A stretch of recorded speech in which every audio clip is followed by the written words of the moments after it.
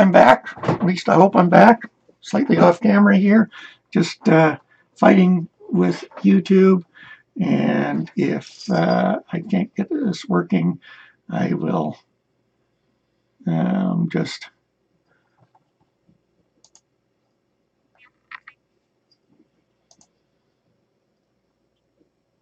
break off. And there we go.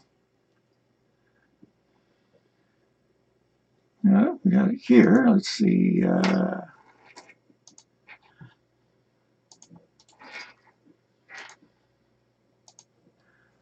Let's see what the system thinks.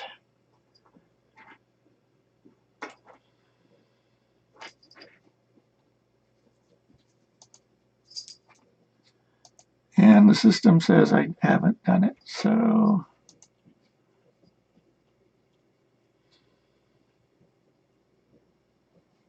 there we go.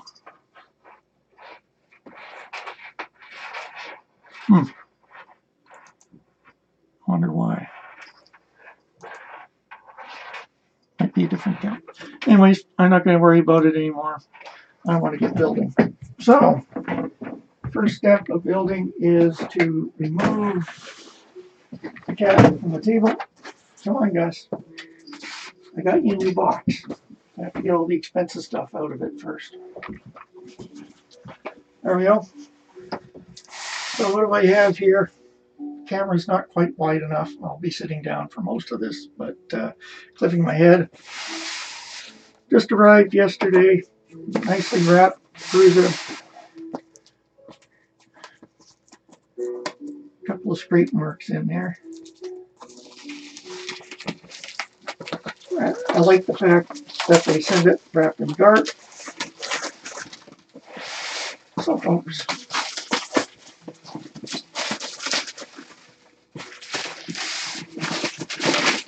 can't tell what you're doing.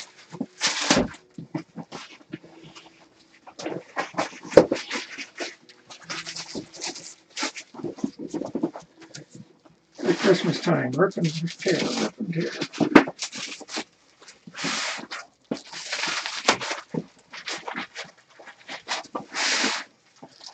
All Gus wants out of it is the box.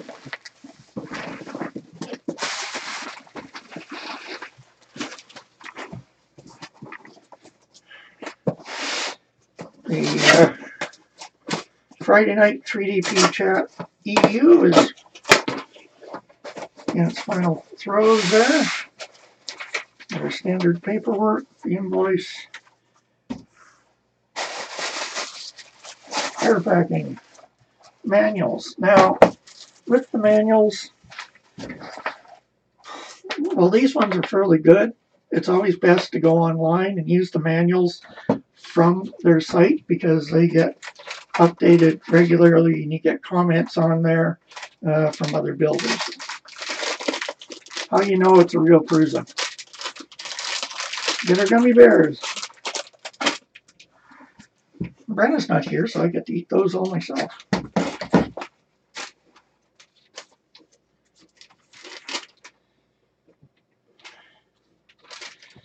Test for the hot end.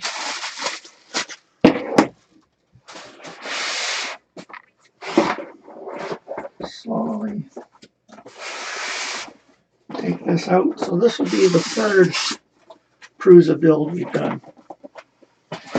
We started with Brenna and I doing Prusa build for her printer, and that was an MK2S, and then my MK2S, and now MK3, and on order is their multi-material unit, and they started shipping yesterday. There, this is what Gus wants. Box for you, Gus.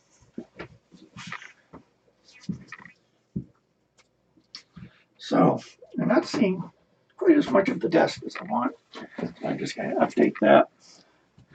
And we will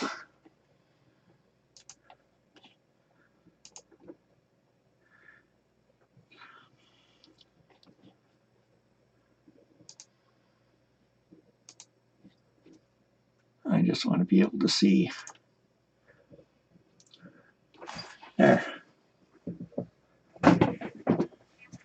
Just tilt this down a little bit.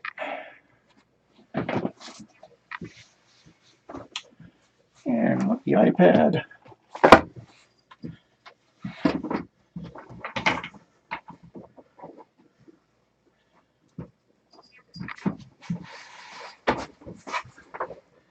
and find out where the starting point is. These boxes numbered? No. Y-axis.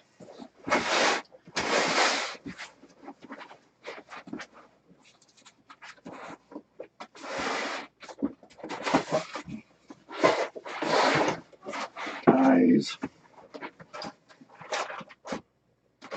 Prusa silver PLA. Actually quite fond of that.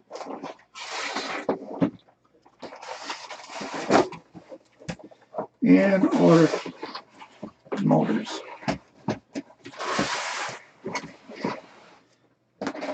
3D printing handbook, which has been nicely updated. As I said, I'm not going to, well, there's a sheet of paper in the manual here. Manual update.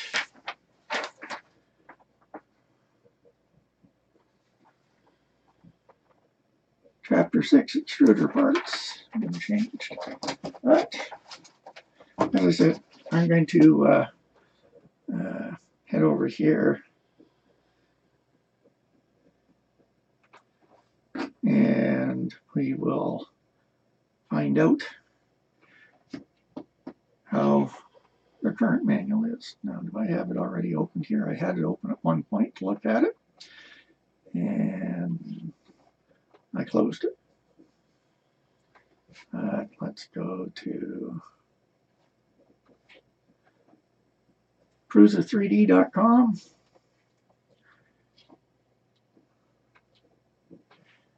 MK3 manual.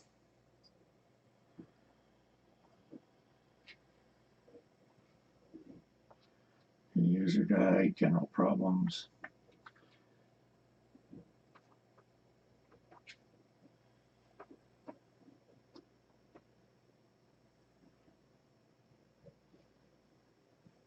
Okay, where's the actual build manual?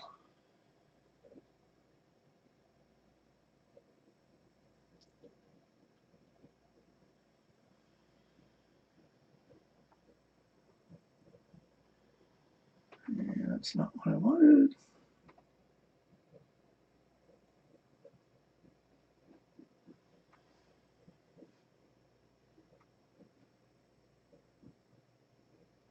There we go. Page drivers, firmware, and manuals.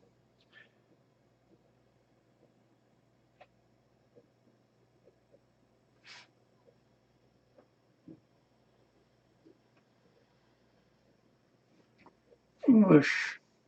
My Italian's not all that good.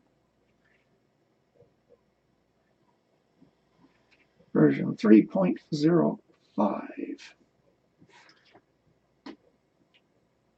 Where we're going.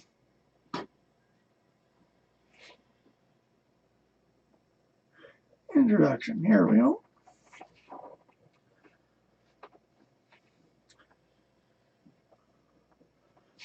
Step 1. Let's dig out the tools. See which box they're in.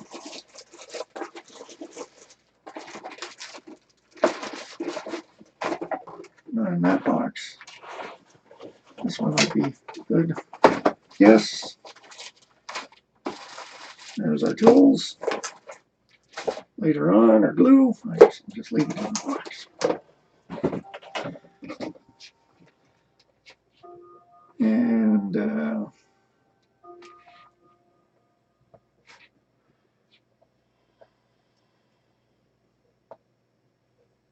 how to get support. Well, one of the reasons I get the Prusa is the incredible support that you get. So we're starting with the Y-axis assembly.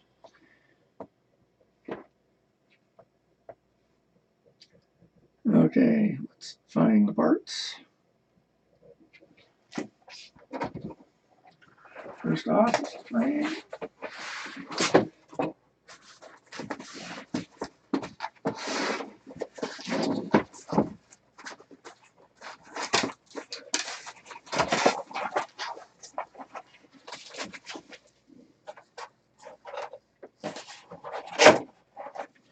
Before I get much further, I can't see the comments from here. So I'm going to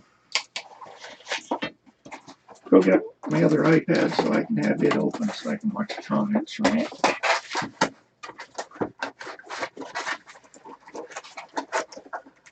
What do you need to build one of these? Well, if you're streaming, you need 2 computers, a couple iPads, a space. One of the reasons why I'm in here, it's slightly bigger in my other room.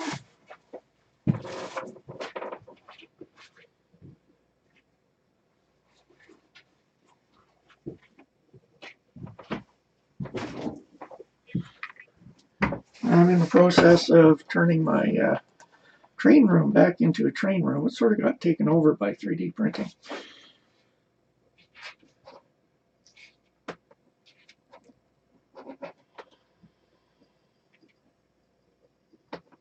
This is an iPad Air and it's slower than my iPad Pro.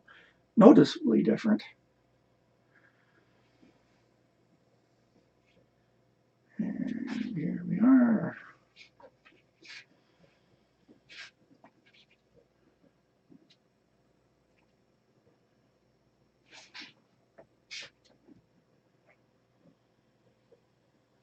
There, now I can see, thanks, sir. Have a good sleep there, Don. I can see, come on, turn the audio off. Thanks, sir. Have a good sleep there, Don. There, it's muted. But at least I can read chat now. Okay, I'm looking for parts. Mirror plate.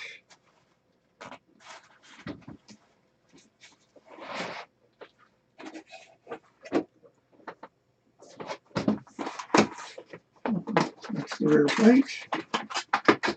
There are these, oh, there are the channels.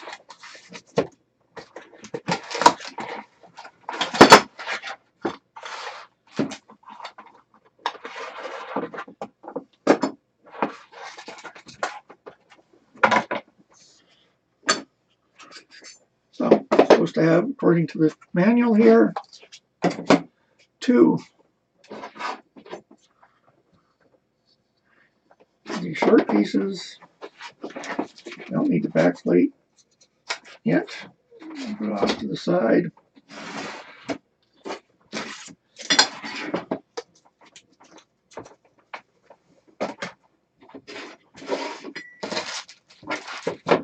Need the ties, but there should be screw kits. So there should be a bag in here labeled for it. That's the first one. Y-axis. That's the belt holders. X-axis. Y-axis.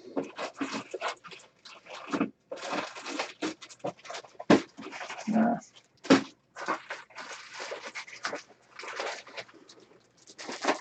we go. Y-axis, X-axis. So, sitting here, I have the 2 tall extrusions, the 2 short pieces. Open up the bag.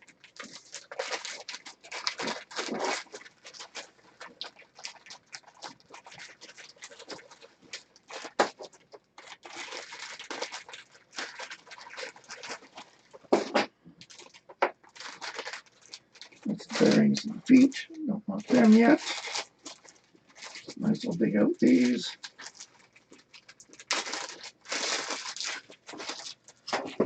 I like it when companies send you the tools.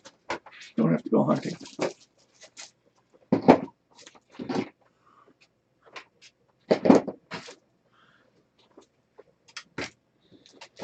I don't need that yet.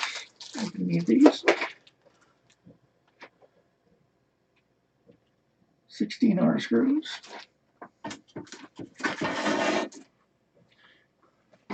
Now, I will double check the printed manual because I believe in here, when you get into this, they actually show you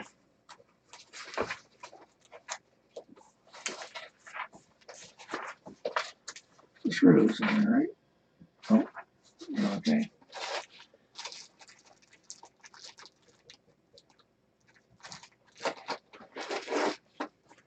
My axis MK3. And there should be 16 screws for it. Now I get to see how level my floor is. I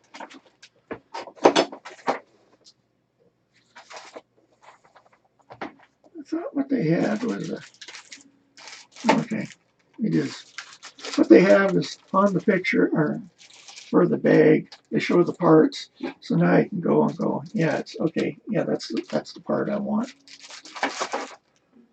So I'll make use of those.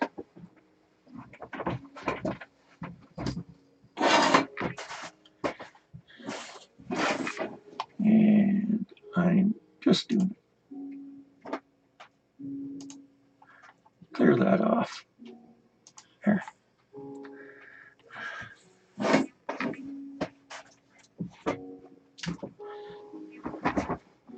Okay, so I need 16. 1, 2, 3, 4. 1, 2, 3, 4. 1, 2, 3, 4. 1, 2, 3, 4.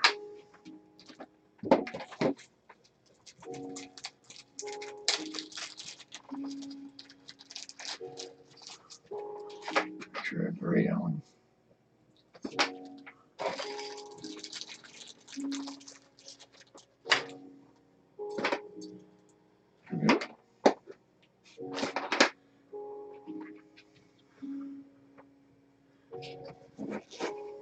So we have our frame.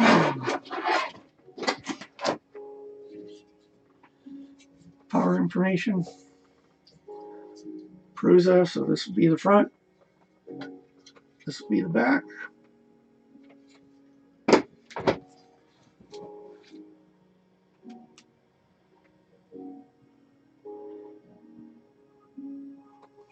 Okay. What I'm doing right now, manual is saying, make sure that it is facing the engraved Prusa on there is facing you. We use long extrusions, place them forward. There's a lot of holes in this frame. I don't recall there being that many in the last one, but okay. Double check. We zoom in.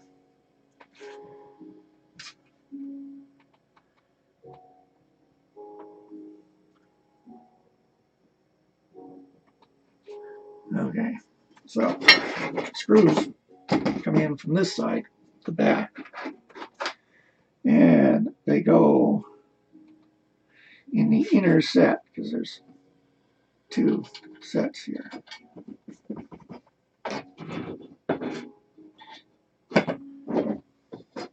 Now, the last 2 Prusa builds were much easier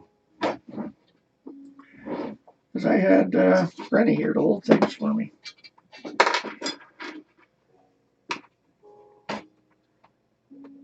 That should be right there.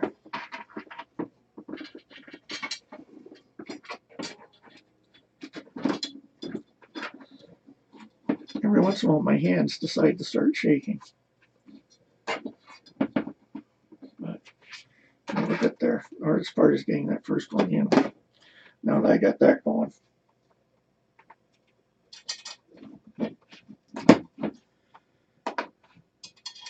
They're still chatting away on the Friday night 3DP chat.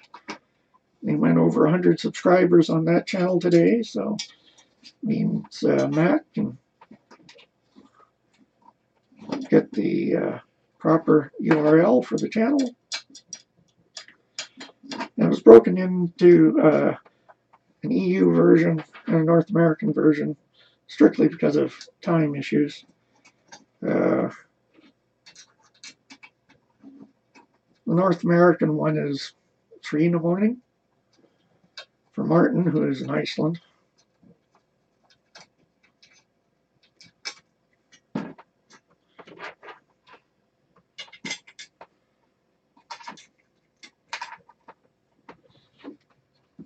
So it's much easier to for the Europeans to tune in on that one.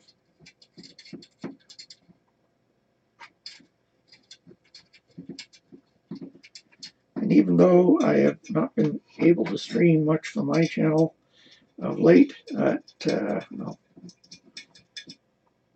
into health problems over the winter, but the nice thing is I was able to get into the Friday night chats on a fairly regular basis, so kept in touch that way. Now, our guest last Friday on the chats included Shane from Prusa. And yes, one of the most common errors that crops up, not for the frame, but for some of the other ones, parts of people over-tightening. They were talking today about print fails. And yes, one of the comments brought up is how many people have actually read the manual. That is, 2 of these are not proper screws.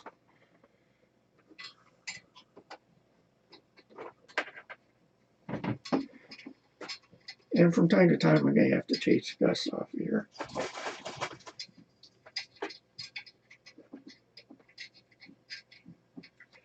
He and Sweetie are checking out the box.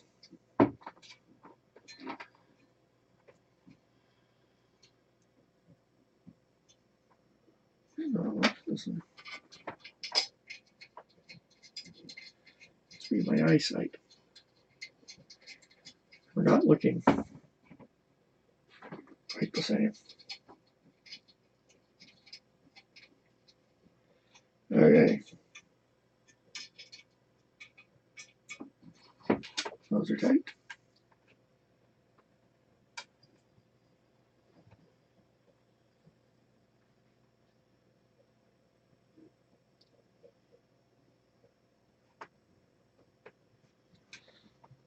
So, for tightening these to make sure they are solid, the recommendation is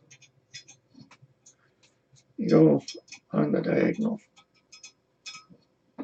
not all the way around. It's like tightening lug nuts on your tire. Never work all the way around. You always go across the tire as you work your way around. There. Those are snug. And I can't run over very easily from here and show you the monitor set up for it. Maybe for one of the later streams, I'll have that set up. Okay. Now for the shorter ones.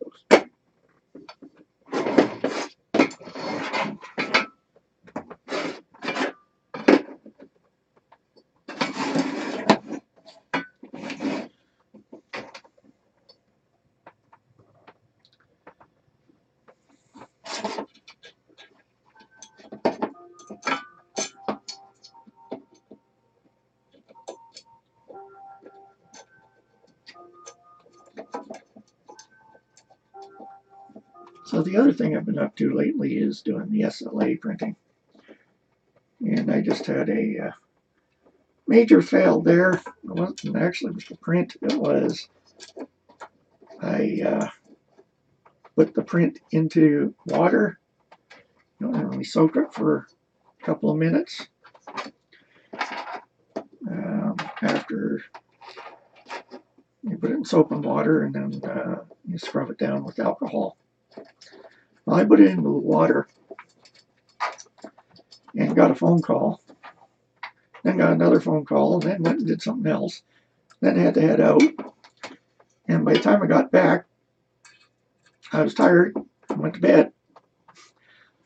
And today I went and pulled the print out, and it's like a wet rag. It's just completely floppy and distorted. So I get to print that again. They're not meant to spend the night soaking in water. Once again, as I'm doing this, I'm not tightening them up right off the top. I'm just making them slightly loose.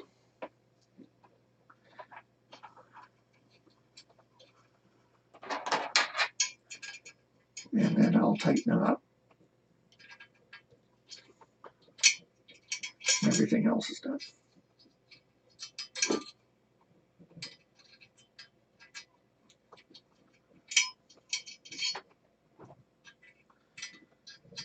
So Brenna, with her MK2S, one of the things she's printed is buttons. Why buttons? You just go to the store and get the buttons you need. And what it is especially for cosplay outfits, people like buttons with 5 holes. And you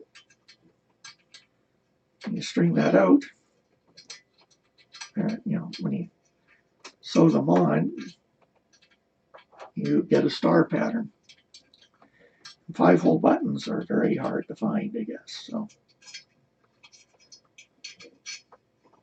never thought of using the printer for making buttons. Never thought there'd be a need, but there you go. Now my MK2S, I need to strip down, clean it up, make sure everything's tuned up and up to date, and then hopefully it'll be going off to a makerspace here. Interesting. It's not confirmed yet or anything, but it would be great if that could be its new home. It's a combination of game space, electronics recycling depot, and then it'll also become a makerspace. So, nice to see that. Okay, they're all in, so now I'm snugging them in. Going across on the diagonal.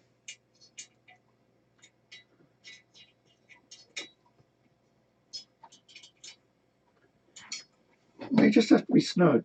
I've had some equipment I've seen the guys put together, and you get someone who's,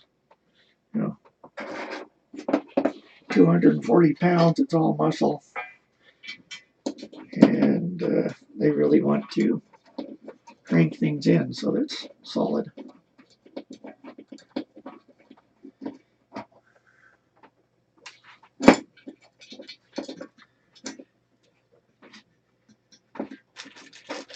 Two more.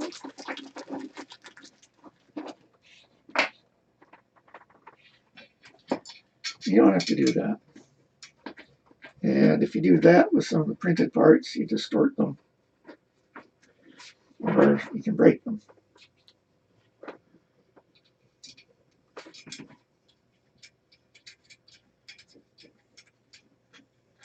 So one of the things that was sitting here was my stand for the MK3, or the MK2, and the base will work for this printer, but the top part will not. One, because of the addition of the multi-material unit upgrade. It's a neat system. Looking forward to it. One of the things that I really like is it is a concern to me. With these printers, we generate a lot of plastic, and with the multi-material units, when they switch filaments, they have to run some of it, so you get a white block. So you're creating a lot of waste. It has to happen every layer for the color changes. And with their slicer software, what they're doing and what they've done is they added two features. One, you can wipe to infill, so your infill, which doesn't matter what color it is, can be used for the white. And two, you can wipe to another object. So if you have your object that you want multicolor, want everything sharp, but if you have another object, it doesn't matter what the color is, then you can place that in as a second object. And for me, with the model trains, what I plan on doing is just making things that don't matter color, things like scenery, because it's all going to be painted.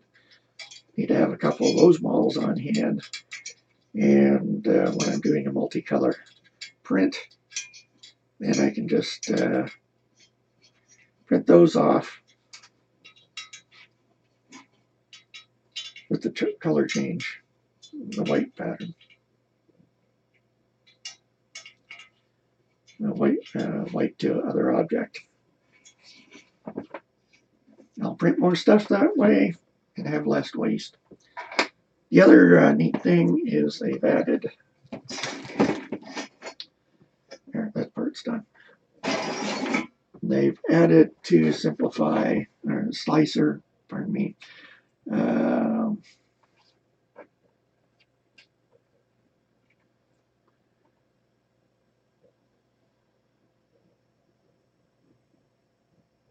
short extensions must be on the frame. Since I can see that, we're there. That's step 5 on the manual. But what they've done with Slicer is you can determine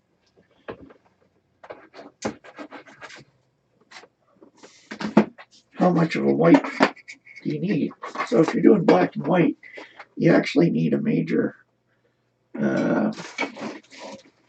amount of material used to clean it out, especially when you're going from black to white, because the black will hang on there for a while. So you can extend that white period.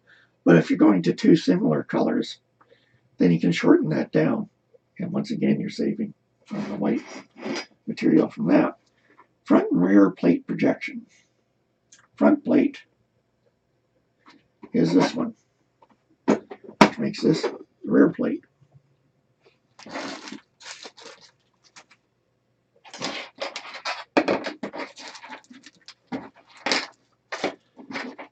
Last time I was in Calgary, I was going to go shopping for a hex set that has the handles on there. You have to go on to Amazon or something, see what I can find there. Front plate assembly. Our front plate. Are there any? Rotate this towards me. Got it. Do not tighten. Okay, it's going on like so. The 2 dots. And we need our screws here.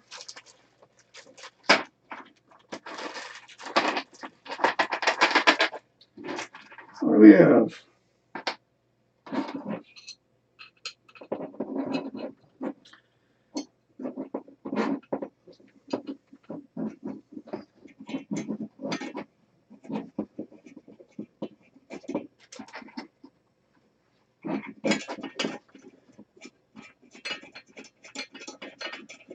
It's easy to access with these. That's one thing with the Prusa. You're constantly using the Allen keys. So it's worthwhile getting a set with handles on there, especially if you got fingers like mine that don't always like to work.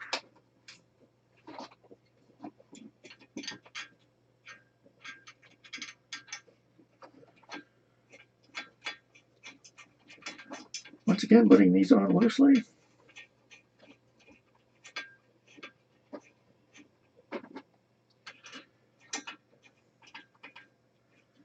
My timing has been off with this.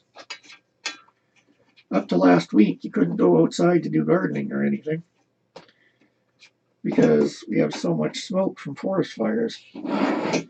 Here we have a rather large one burning about 25 kilometers from town. Matter of fact, a couple of days ago, I saw on Facebook a lady posted that her father was coming back towards Preston, and there was a tree down right on the highway. He managed to stop in time, but he had two large semis behind him, and fortunately they did stop, but he was thinking it was rather close.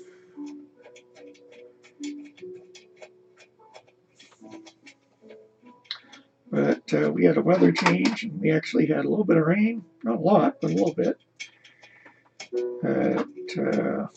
And a lot cooler temperatures. And with the wind, they actually took the smoke away. You can tell that I live in the mountains now.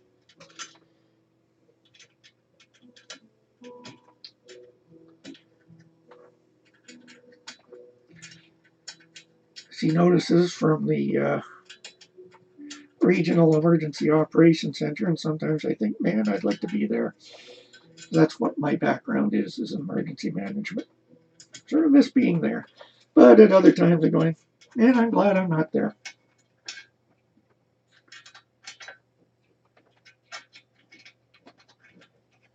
Over on the F3DP channel, Martin's talking about his, must be chicken? I don't know. Don't have the audio on.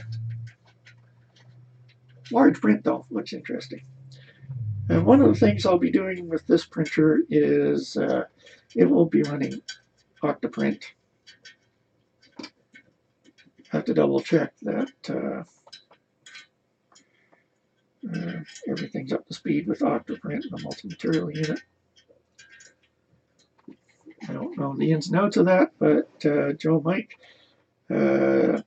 he's into multicolor printing, and he knows his Octoprint fairly well using a Raspberry Pi. So once again, I'm tightening these up, not over tightening, and doing it on diagonal pattern.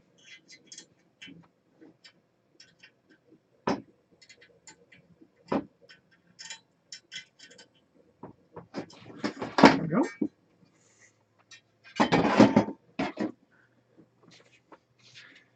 Yeah, make sure we get this.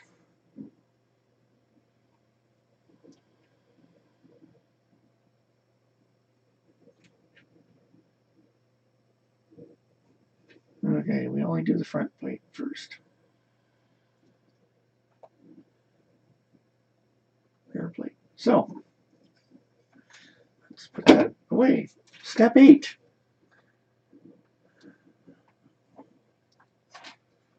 This is a very important step. Incorrect placement of PSU holders will lead to issues later. PSU holder M3 and E1.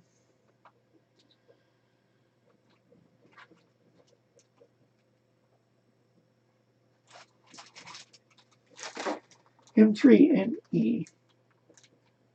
No 1 on there. M3 and E.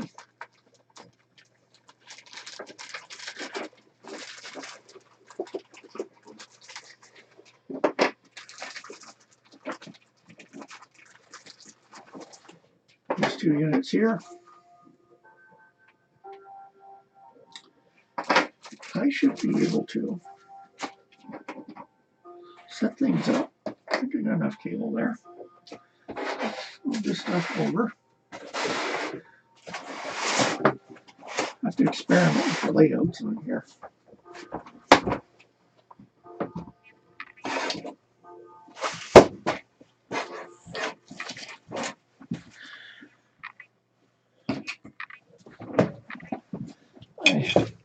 Bring this over here.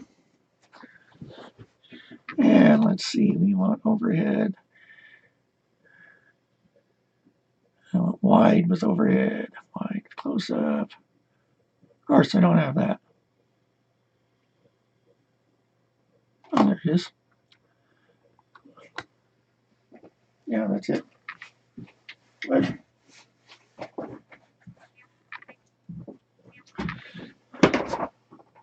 so, I do this right.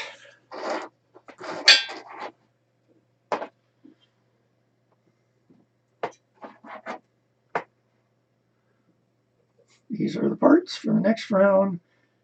The PSU holders.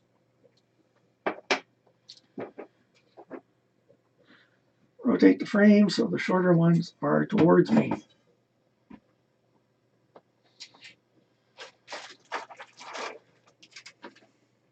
Please place the PSU holders in the extrusion, ensure it's the correct extrusion.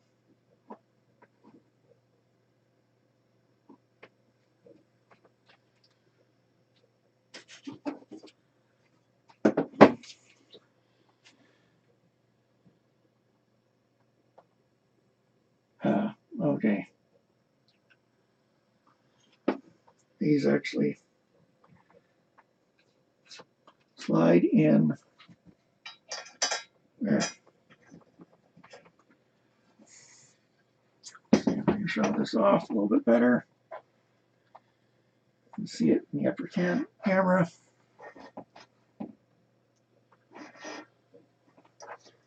There. See, we're just sliding back and forth on here.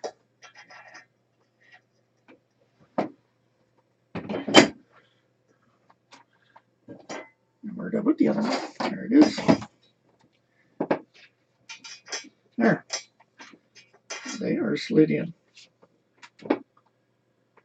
The exact position doesn't matter. So now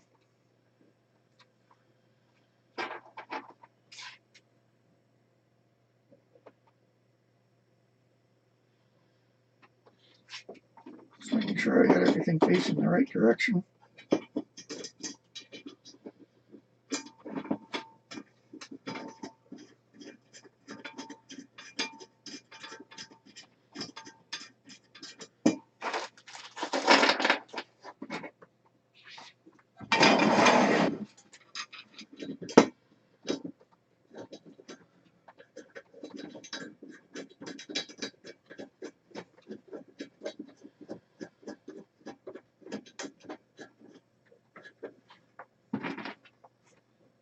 Once again, putting them on loose.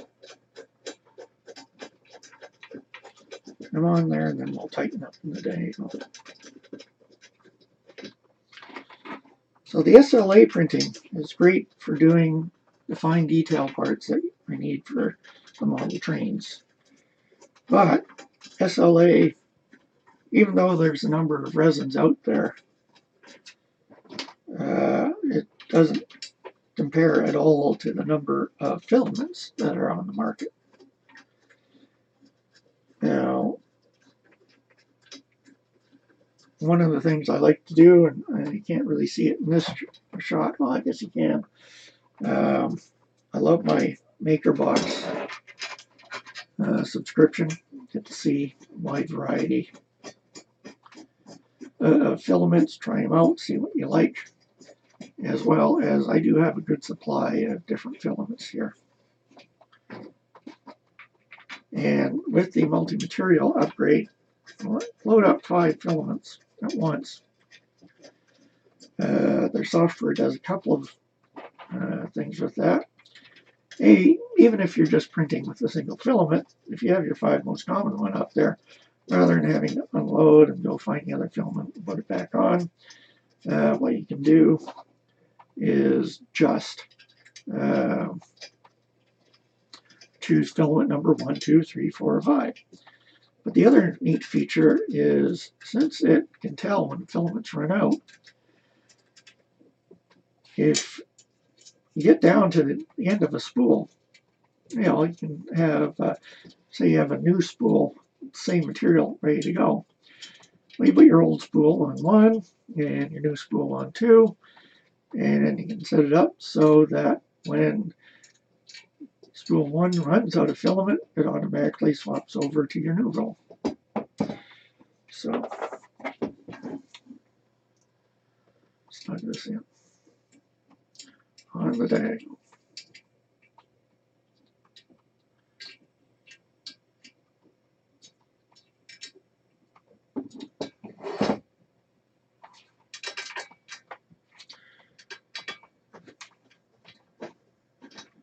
I know the challenge with Brenda was getting her to understand what snug was. I went through a number of gardening tools with her. She kept breaking them. Hey, you just, figure out how much force you're using.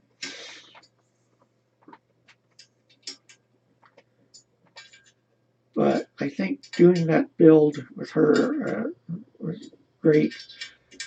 She's had the confidence to strip her printer down and recalibrate everything, get it up running smoothly.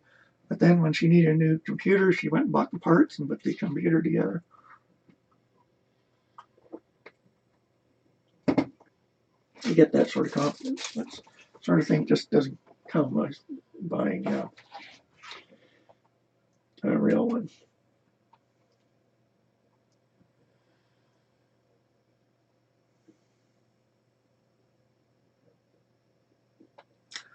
Now I have to put this on a flat surface. I don't trust this table as a flat surface for doing this test. I guess if we're over there on my desk.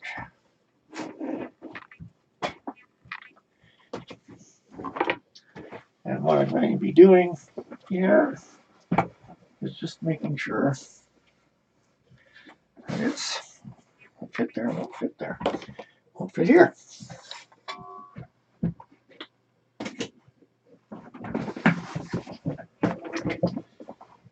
I just don't have a lot of room here.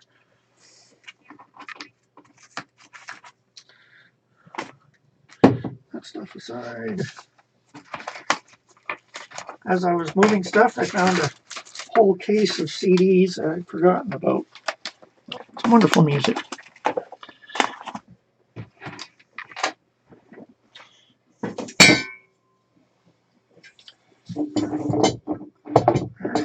On a flat surface.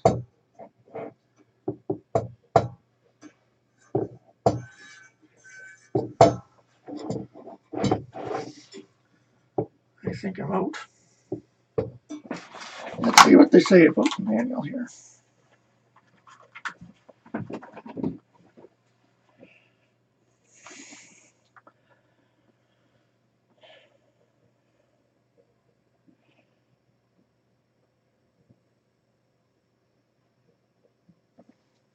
Okay, I do have a problem.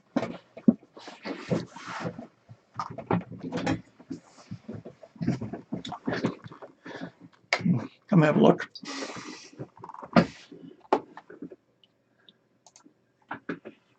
There. Here's my flat surface. I don't have anything under it.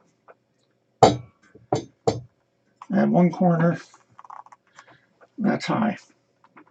So it could be either side. I'll have to loosen these off.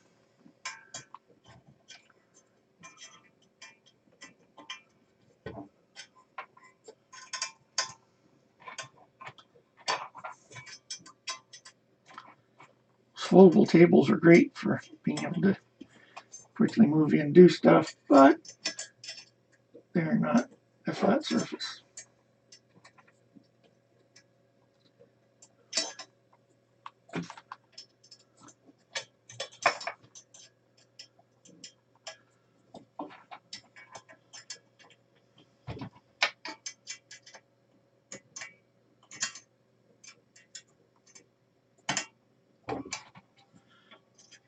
One of the things I like about this is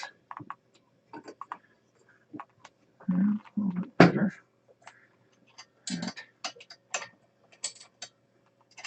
Loosen anymore. I'm not in the bleeding edge. The MK3 has been out for a while. So all the teething problems have been looked after. I have spent much of my career being on the bleeding edge. You know, when I worked with the Sony dealership, we got hardware and software in that was basically beta. And I'd be playing with it. My role is actually as a support person. Always annoyed me when the salespeople sold something that was what I consider to be still in beta. You have to go out and support it with the client who's going, this isn't working.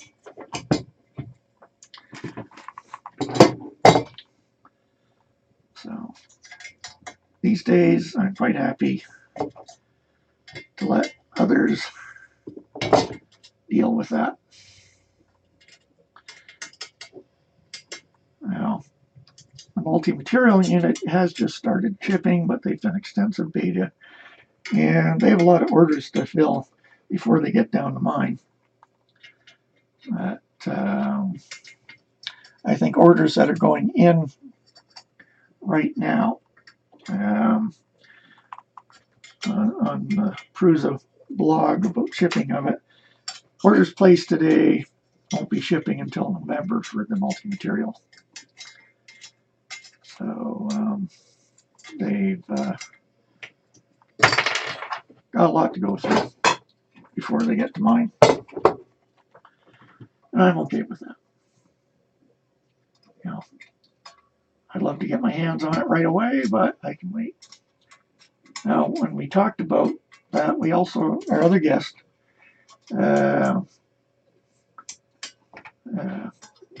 was trying to remember the company. They have the palette, which gives you multi-materials for any printer. You know, if you really wanted to get silly with it, you could take 5 palette 2s and feed them into each of the feeds on here, so you get 5 times 4. So 20 filaments at once. As I said, if you want to get silly with it, better do it this way across.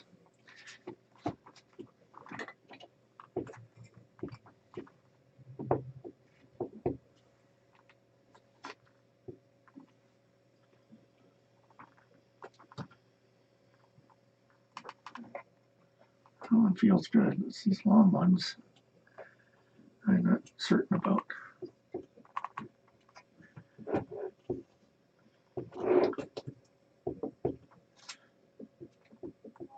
See, there's a little bit of movement there. Make sure these are loose enough. I can slide right down.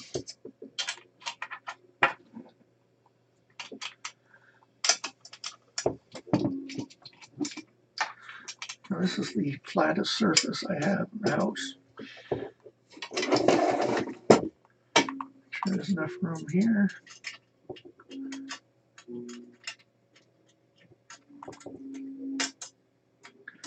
This is where hand trimmers don't help. That one's a little bit tight still.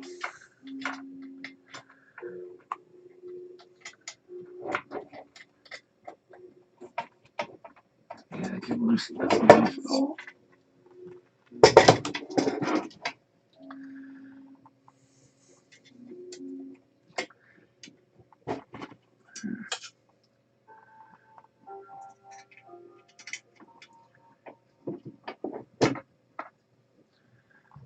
This one.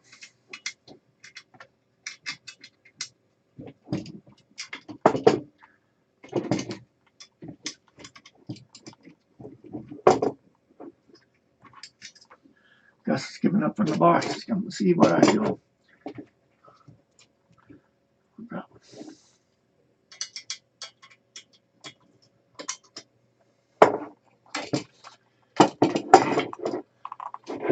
Move this camera out of the way.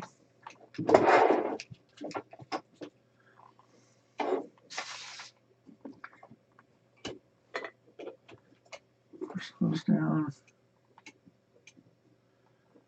That's good that way. So let's tighten these up on the diagonal again.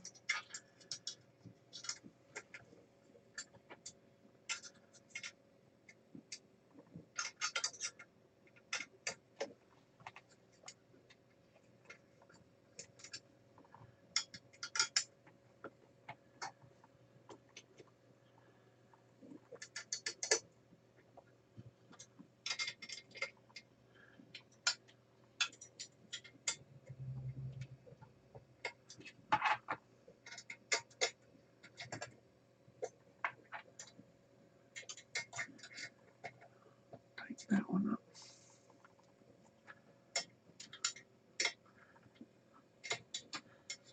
Now when I put these together the first time, if you noticed, I was picking this up off the table when I put these on, and that probably what's caused it to be out of alignment.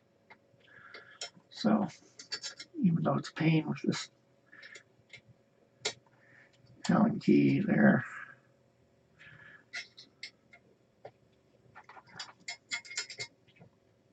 I will leave it flat on the table for that.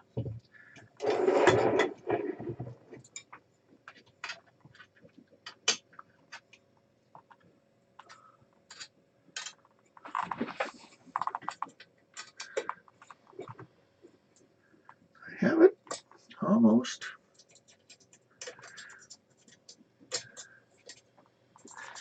For my model making, what I use is I have a large sheet of glass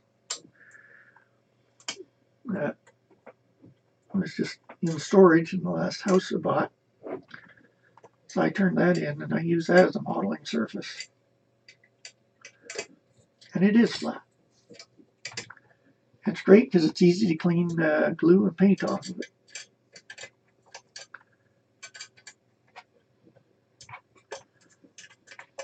And so far I haven't dropped anything on it to break it.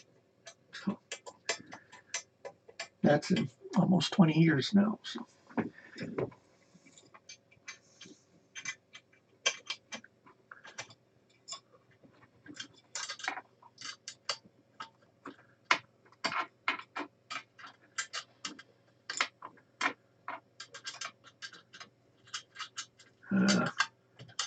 This spring my mother sold her house, and we were out clearing the house out for her, and one of the things she has there is a set of garden furniture, and the table is a glass table, glass top table. And I said, well, do you want to take that? I said, no, that table and I have a history. See, once I sat on the glass and fell right through it. Had a 16mm projector on top, and I sat down beside the projector to do something with it. The projector and I both went right through the glass. So, amazingly, I didn't cut anything. Okay.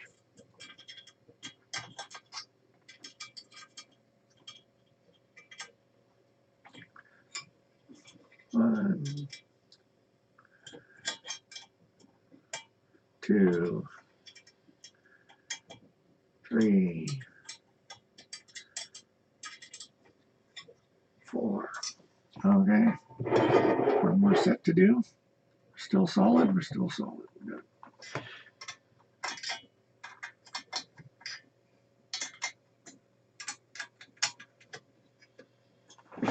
And I can't see the last one from here.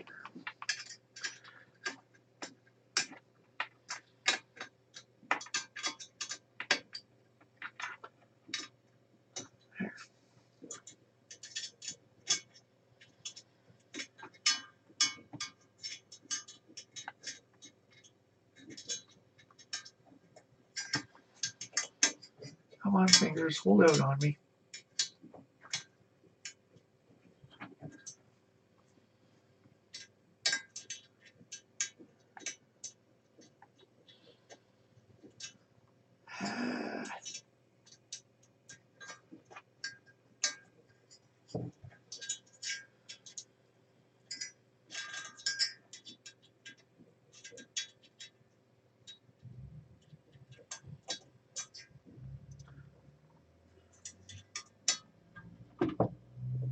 That one's good. Sounds good.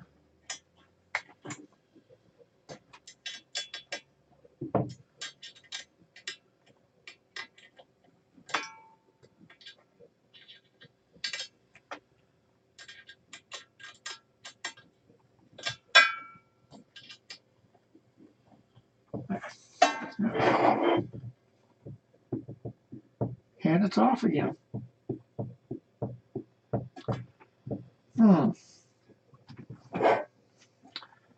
What can I do to adjust this?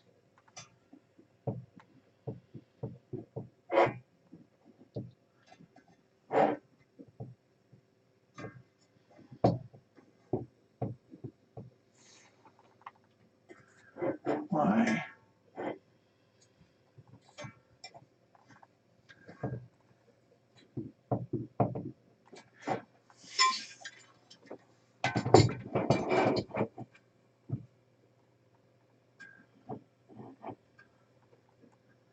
See, it's my desk. It's there. It's fine.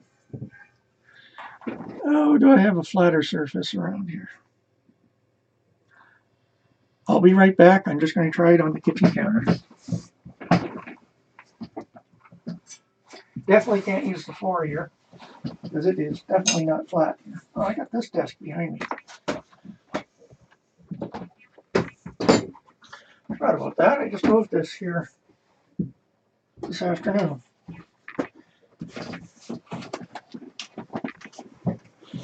Spin the camera around again.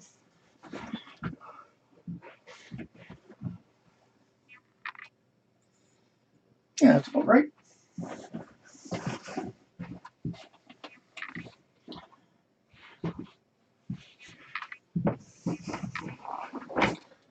There.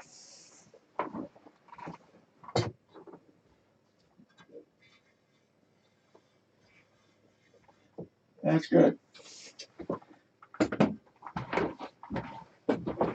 Totally forgot about that desk. No. Grab the correct iPad.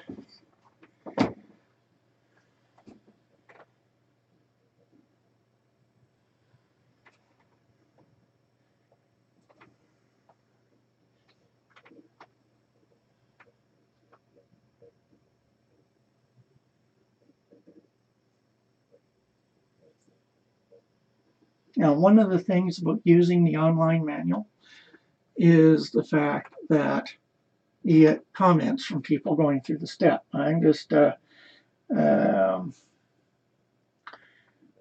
seeing what some of the comments are on here.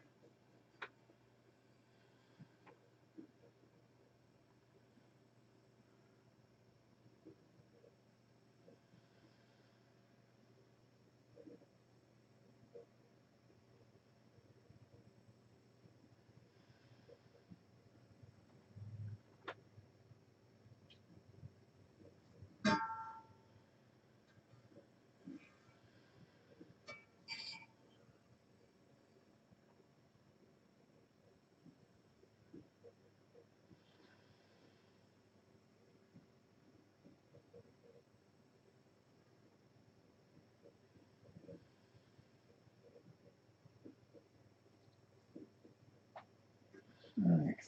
I think we're good with that. Let's go on to the next step.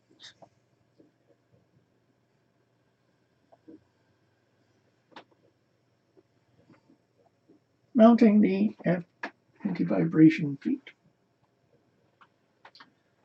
And they are here.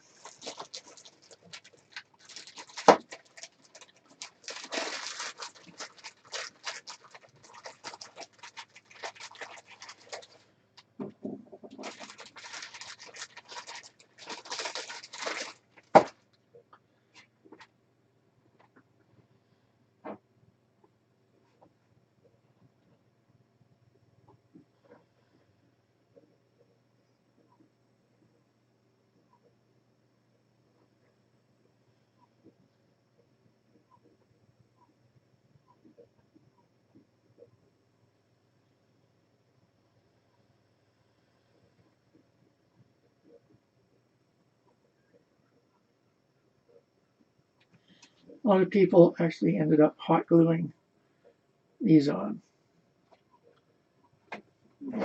Now,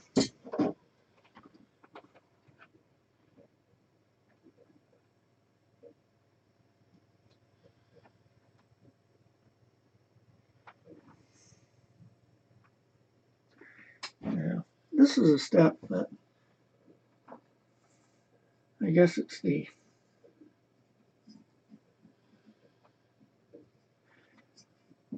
problem getting it square. It would have been easier to put these in to these channels before putting the plates on, but then you have problems making sure that you're exactly level. Now, as mentioned, reading on users' comments, a lot of people preferred hot gluing these in. And the European hangout just ended.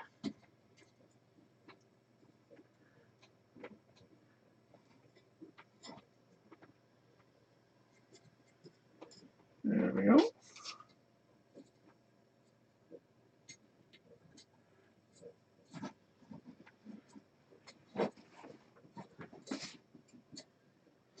Slide these up. Slide feet back. And we have our feet on.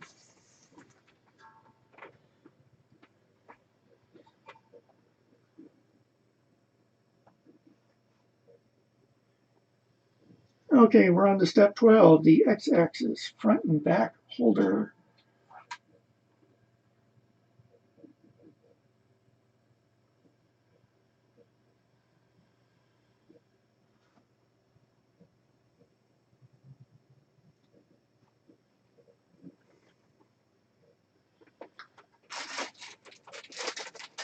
This is the y-axis, Y-rod holder.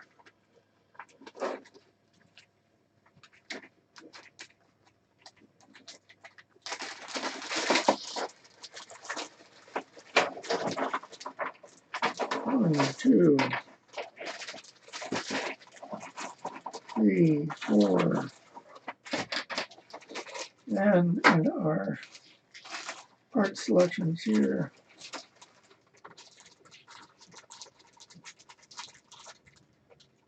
this stuff.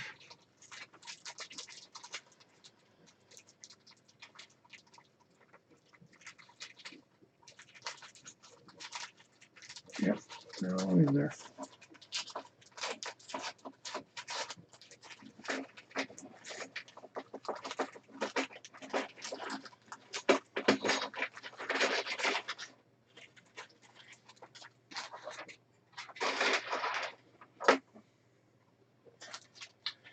Both holders.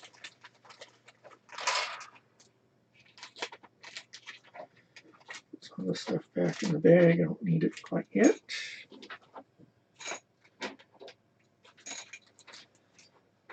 So we have 3 times 10 screws. That's the shorter ones. Like that. It is. So I'll need a longer one at this point.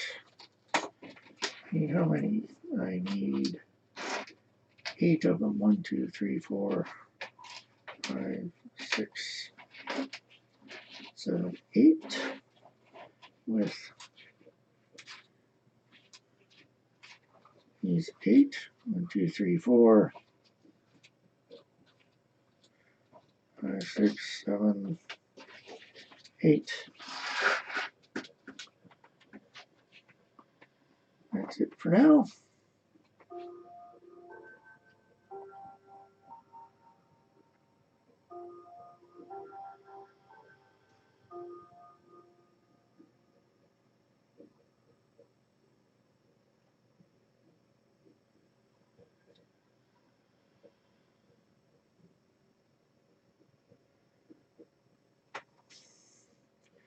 Now, nice little slots in here. We just I can get my hand motions figured out here. There. Just inserting those square nuts onto there.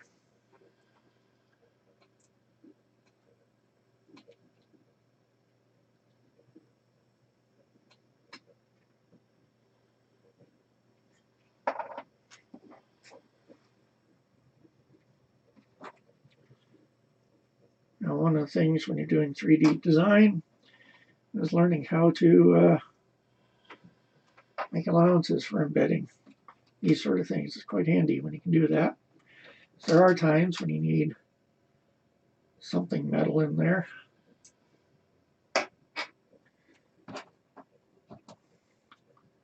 Now, they're used to pretty much almost like a beta software was Prusa Control. There it was nice and easy to set a spot where you can actually pause things so you can take time to put something in. Now, my understanding is Prusa Control, those features are being ported over to the new slicer. So you have all that capability there. I guess. Tired of the box already?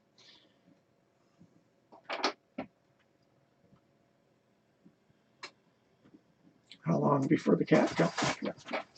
Oh, off they go.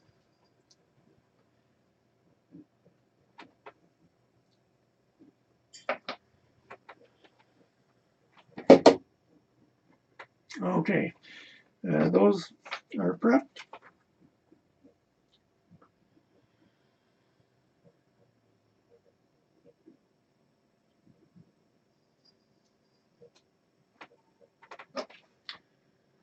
Yes, just making sure everything's lined up. And it is one of the things they stress in here is don't use excessive force to ram those in, just in case there's something blocking. But these came in quite nicely. Okay, we're on to step 14, mounting them.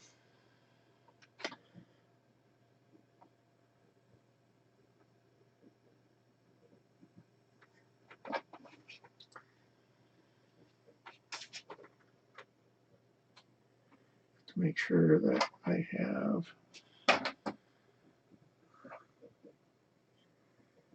the right parts lined up. Understand the difference.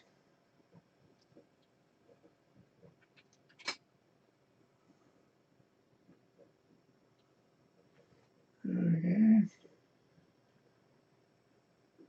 Explain to me the difference here.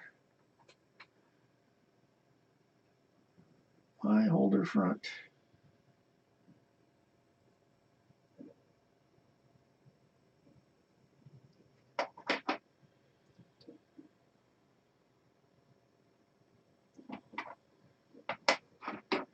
I misunderstood a direction.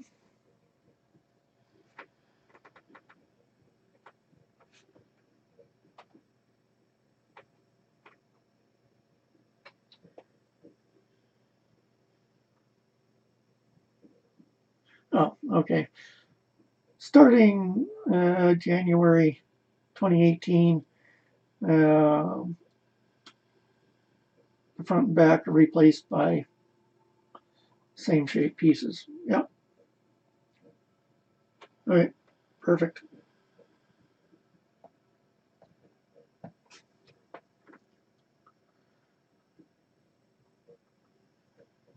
Long side. Openings for screws must be facing up. So, can't really see it well with the camera. Looks like they go like so.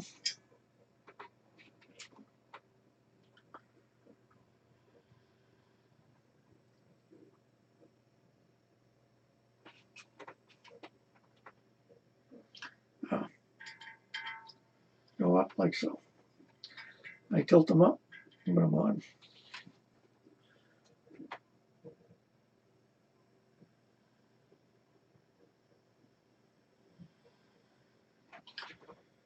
Tighten equally, but not completely. I guess first thing I should do is see which Allen key I'm using for this. Where did I leave it?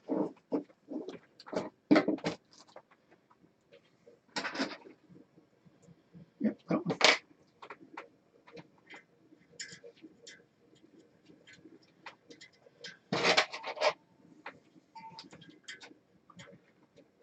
So many parts to figure out.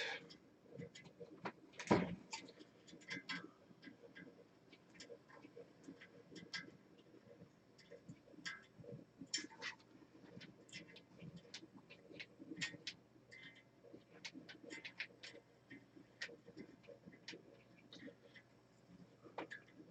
think it'd be kind of fun to try that 5 pellets feeding into the multi-material.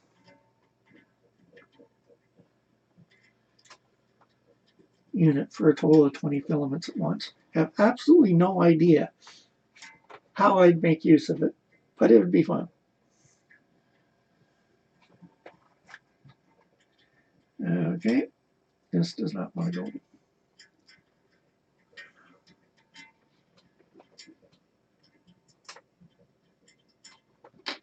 Now, I did this last time. Looks like it's lined up.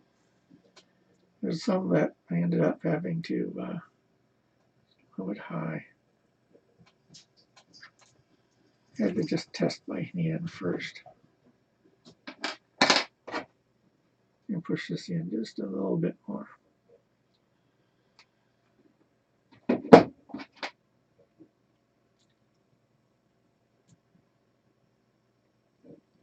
No, that works. That's the one I was doing before. That one works. Okay, both of them are good. Now, holes faced up. Now the picture. Make sure I'm doing this right. Rotate in. Flip the pictures around. Yeah, I know it's not printing yet. It'll be tomorrow sometime.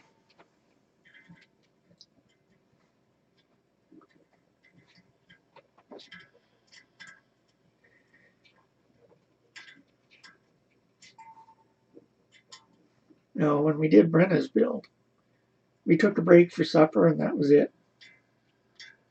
We just went all the way through in one day. But I'm not going to do it with this one.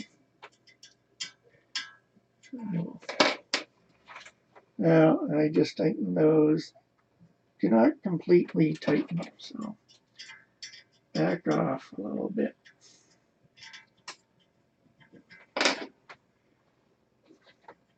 Now, the cats will be at me in a bit. Can't see the time from here.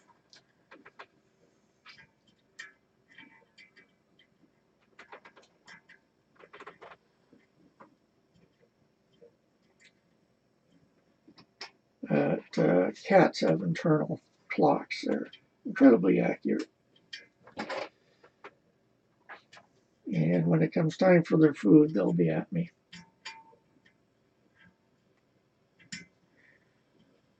I thought it was just house cats being hungry, but when the cats are outside, normally they would have their own territory and wouldn't let anybody into it. That doesn't work in urban areas, so they've worked out that they schedule their roaming. And cats have certain times when they can check their territory, then they leave, and then the next cat comes. And when I was hosting the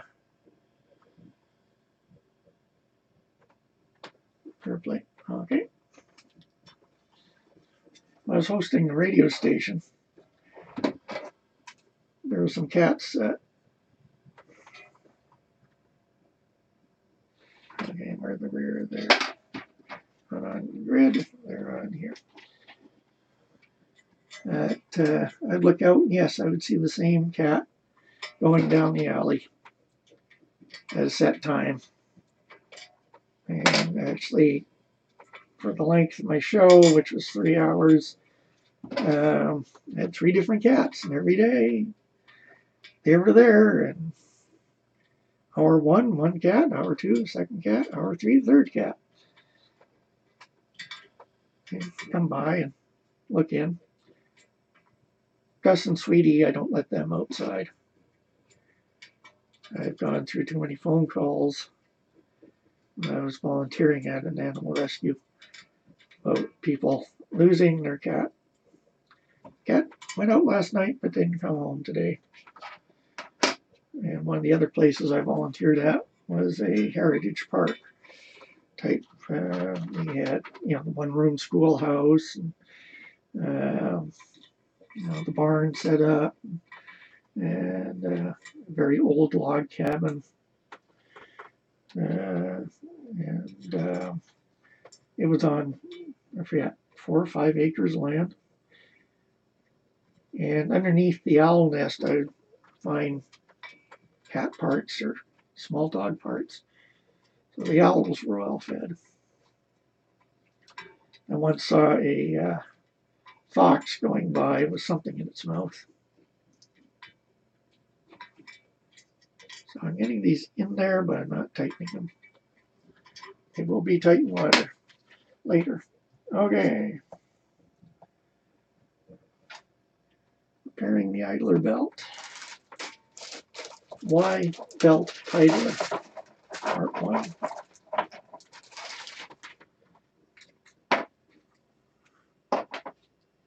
This part. Only one part in here looks like it. Sleeve goes on top. And I need, where's the box?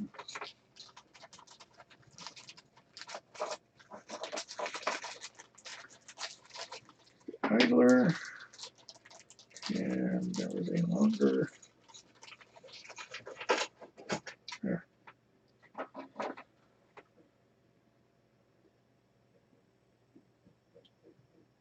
Nylon nuts, which we have here. Need let me dump this out.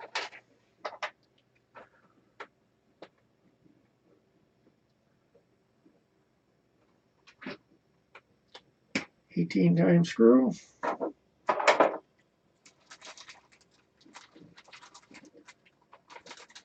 Yep. Not for that one. 2 of the 10s. And there's washer. Don't need this stuff at this point in time. Now, where are we going? We got the housing.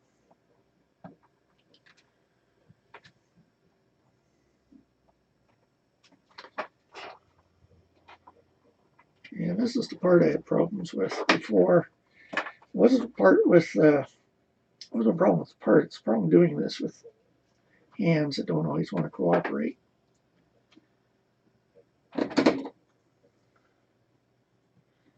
We have these nylon nuts. There's great spots for them to go in. You just have to get them to go in. So being very gentle.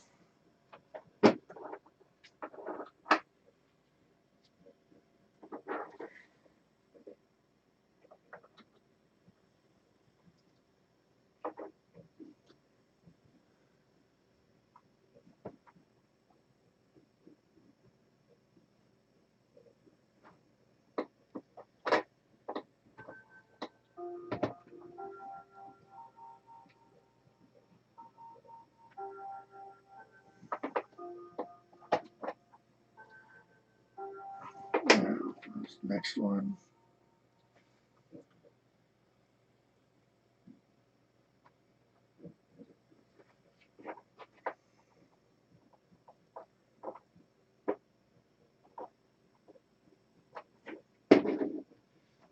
Press this in.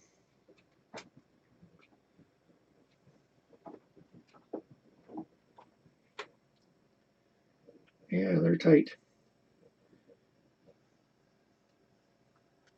Not much room for error pressing those in. Don't want to squeeze too much on it. Don't want to damage the print.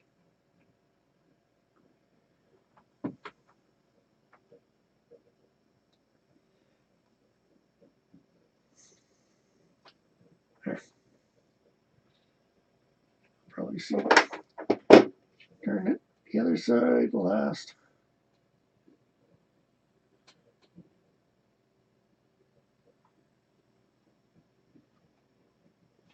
It's nice and clear which side this goes in.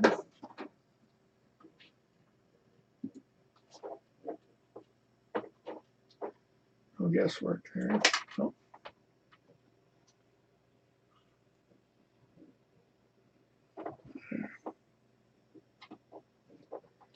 I can hear cats moving around.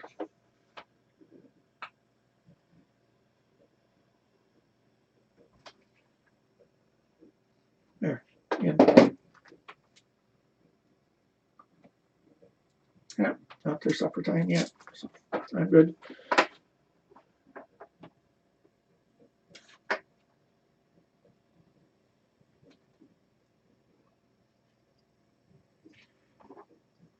I got those fairly well in. What they're saying is that if you can't, you can take one of these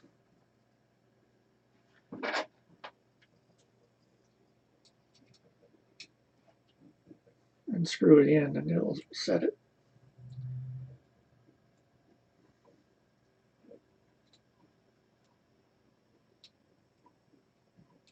But I think we got it looked after. So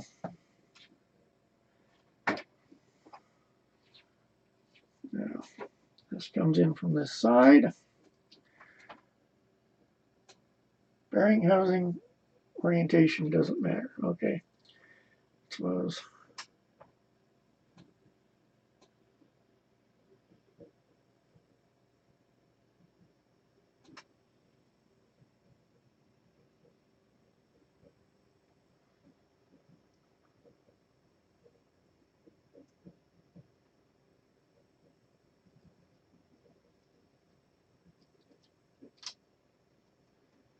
There we go.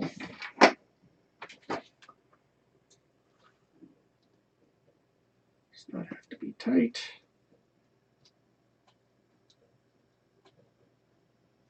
It's actually screwing in at all. It's not.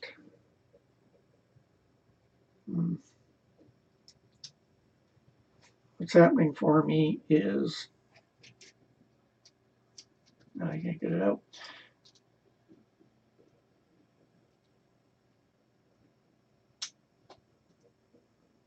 This bolt isn't making contact with the nut because the nut isn't in far enough. So let's see if I can sink it in a little bit further from this side. If not, I'm going to have to tighten it.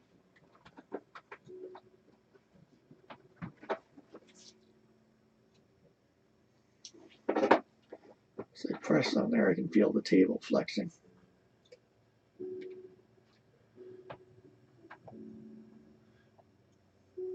Just checking the user comments on here.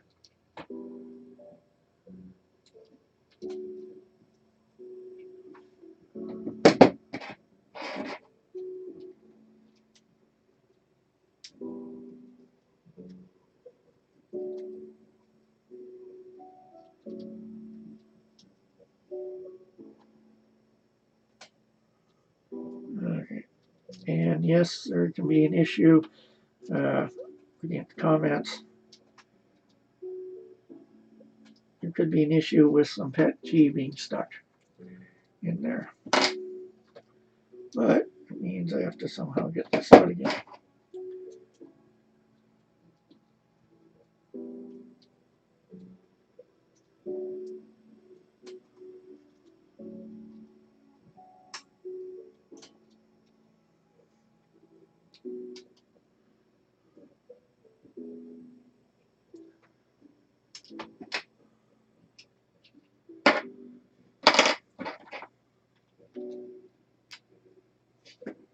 Punched it out.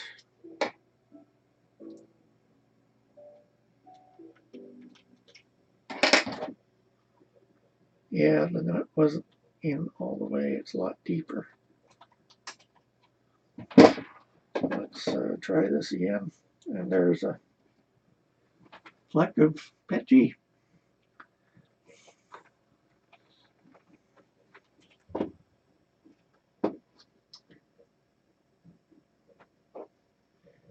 I'm doing good work. My hands are turning black.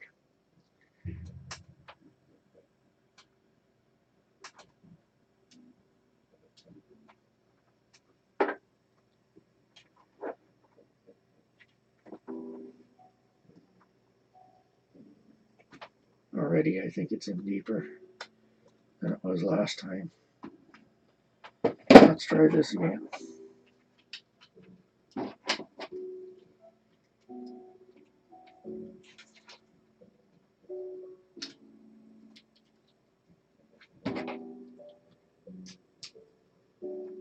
Yep, that's what it was. Now, you don't have to make it incredibly tight. You want to make sure that that still is not constrained in any way. Just want to make sure that I'm definitely hitting the nylon. So there, spins nicely. All right, that's done. Mount the wide belt idler. So this is going to the front.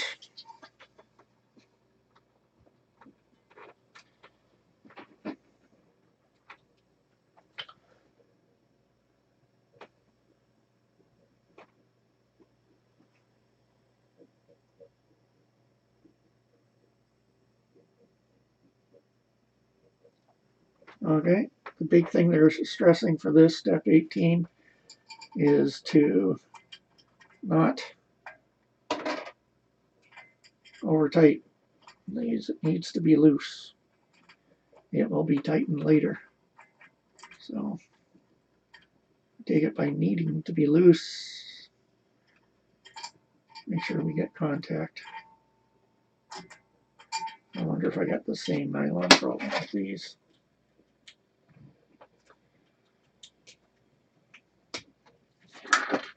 There, not nylon. Excess material. Oh, nothing came out. I'll go that way. Put them back in.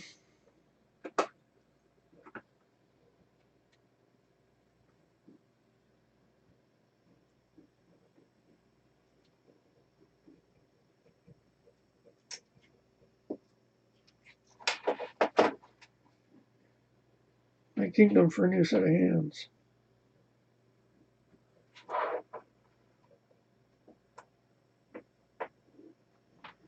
There.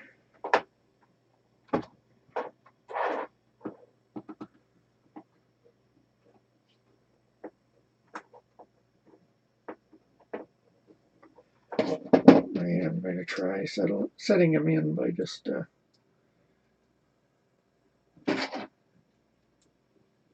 using one of the bolts. And it popped right out there on me.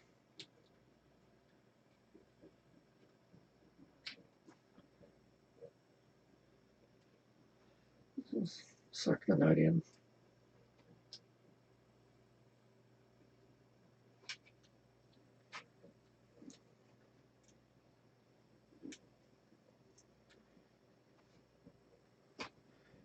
As I recall, with our MK2 build, there's a couple times where I had to do this.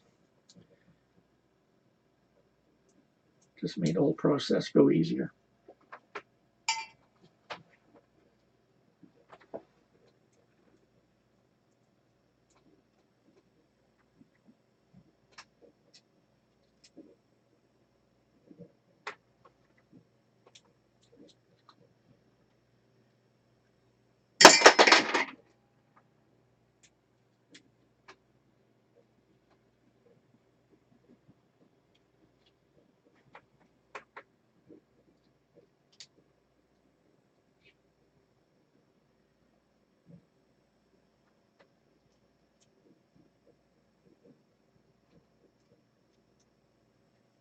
There. It's in.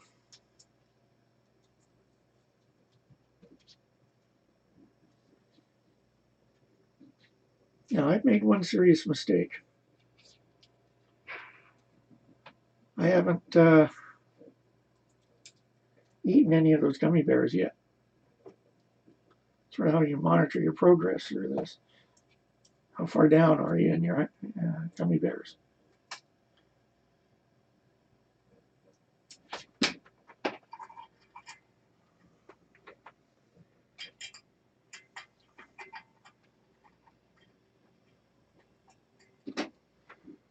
Yeah. With this one, I guess this one. This is the step. We get them started, but we don't tighten. Back that one off. Okay. It's held, but it's loose. Okay, that's step 18 done. Step 19. Y-axis motor. No. Y-axis motor.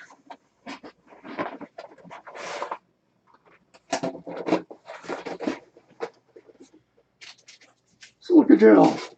Do not consume. Okay, I don't know why people would want that. Which is which? Not that one. One of these.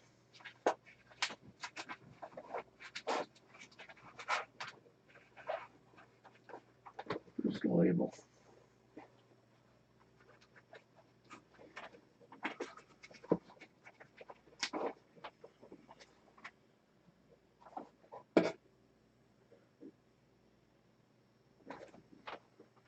Label on the casing. Extruder stepper motor. So that's not it.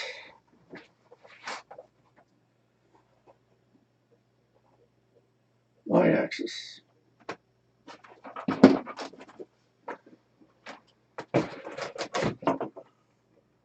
And yes, we do have a label on here. Makes it easy to use. The reason for it is the cables are all different lengths. So I have that. One holder. Need 2 nuts. And 4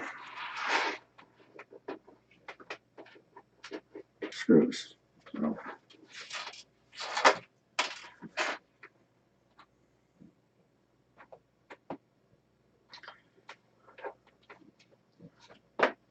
once again, I have to put 2 nuts in.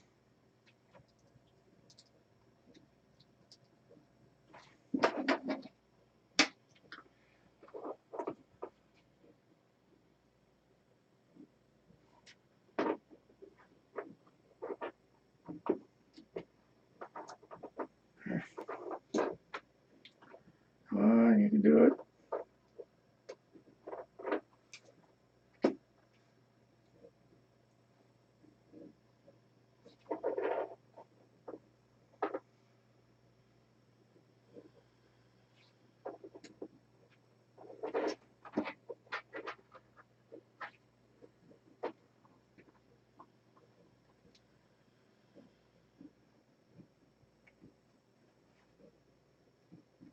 I'm going to do the same thing I did last time. There it is. Suck them into place.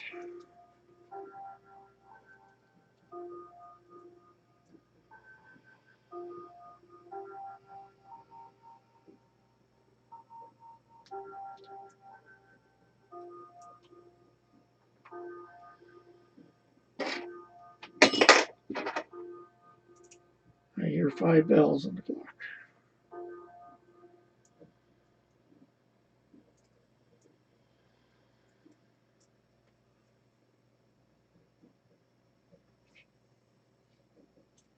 On fingers.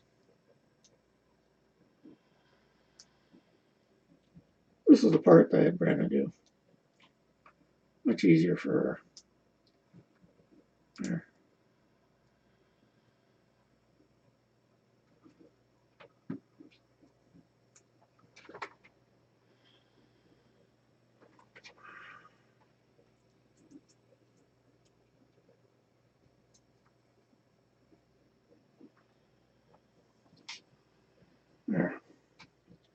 in nicely. Once again, don't do that too hard. You can break these, although, you know, it's one of the things I love about the printer is how much of it is printed.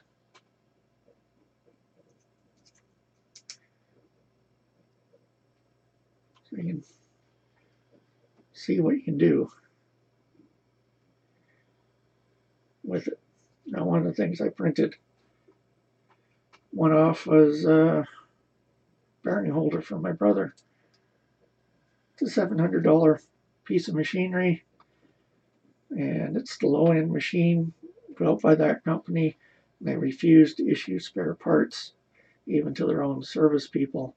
They expect people that when it stops running, go get a new one, because their other equipment in that line starts at $3,000 and up. And this is a $700 entry-level unit. So I take it. It took less than 10 minutes in Fusion 360. We had it up and running. New parts. And I did that a year ago, and it's still grinding away to this day. I gave him a handful of replacements just in case. But sure, correct orientation.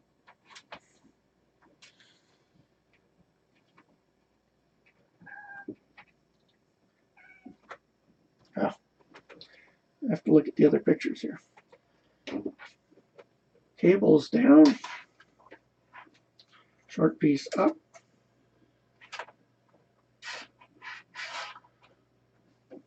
That's how it goes.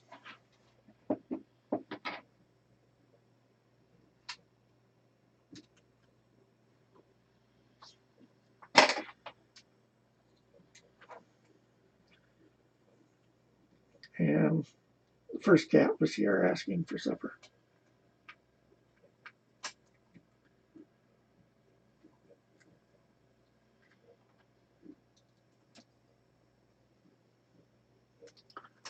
And the second cat's here. They get to wait half an hour.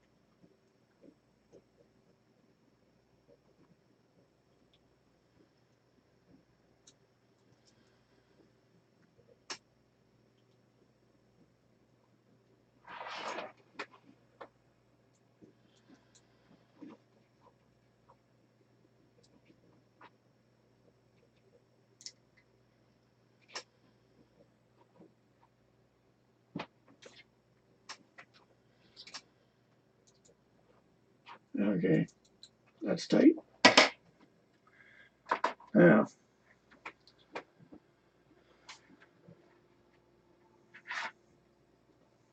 put this bracket down and use the correct side. That's the back.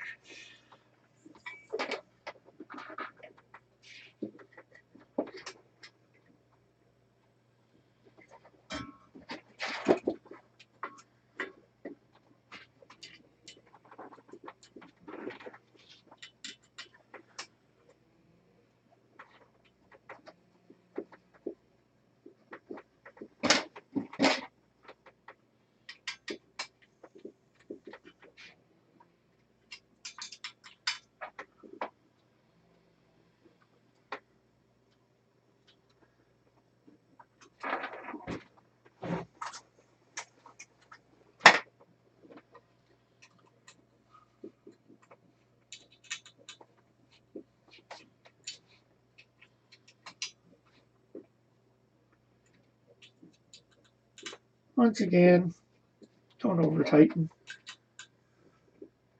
It just needs to be snug. Good. Okay. Done. Y-axis carrier. This is a new design. Cardboard.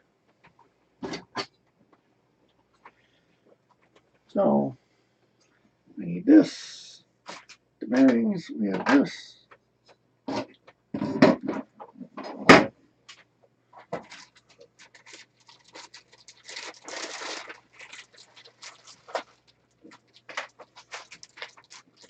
Supposed to be 3 of these.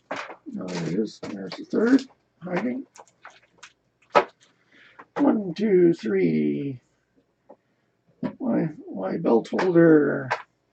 U-bolts. 1, 2, 3. Linear bearings. 3. Lock nut. 6. 1, 2, 3, 4, 5, 6. 2 screws.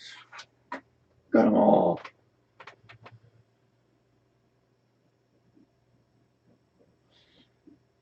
And it's nice they point out that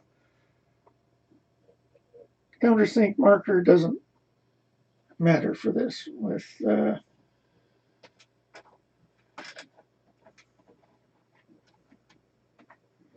actually, I see change here. I have 4 nylon and 2 regular. So let's see.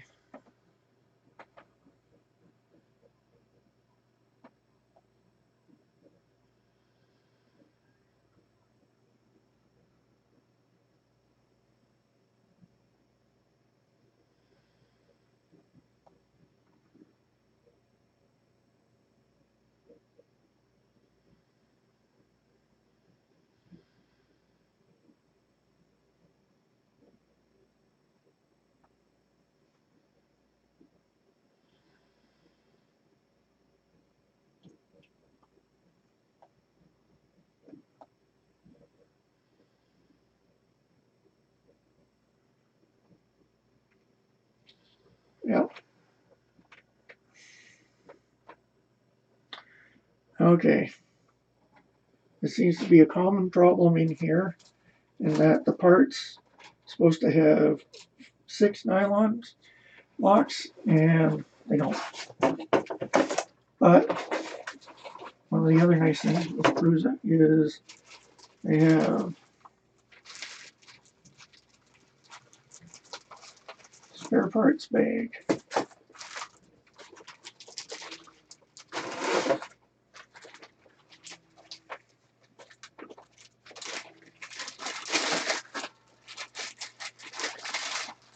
So rating the spare parts, I need 2 of the nylon locks.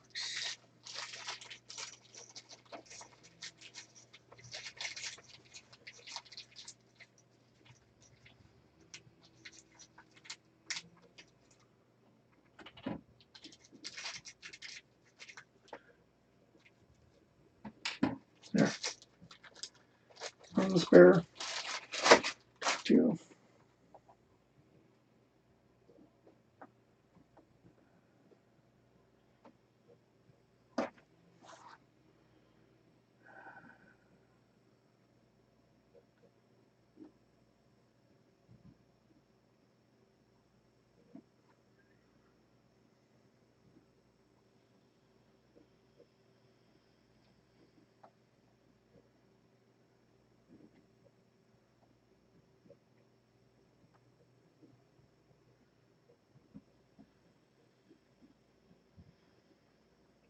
What I'm typing here is just an add to the manual here that I was missing those parts.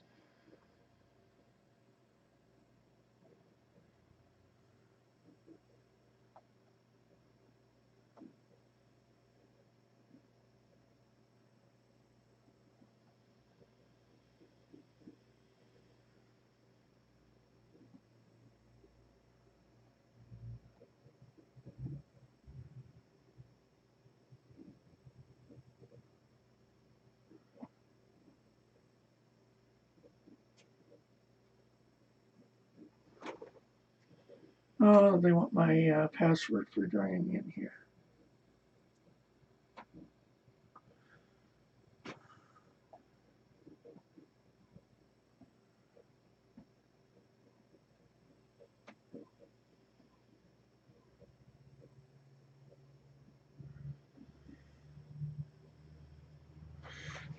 Can I find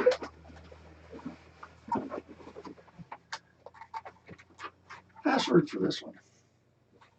Of course, I moved everything around. Wanted to test that.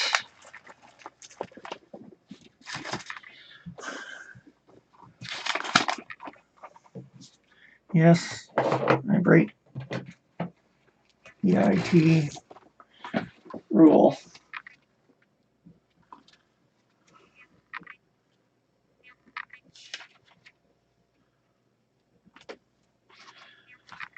And write down passwords because I have 6-7 pages of them. This doesn't stick in the head.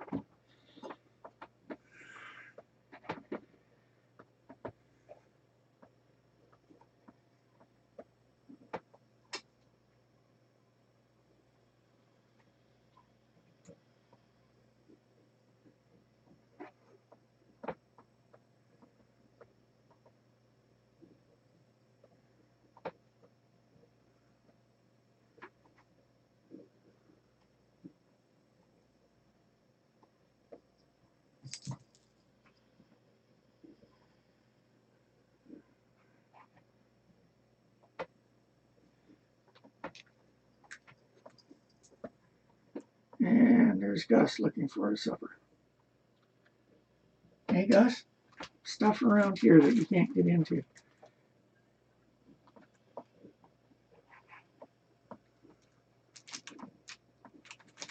And if this doesn't work, I will.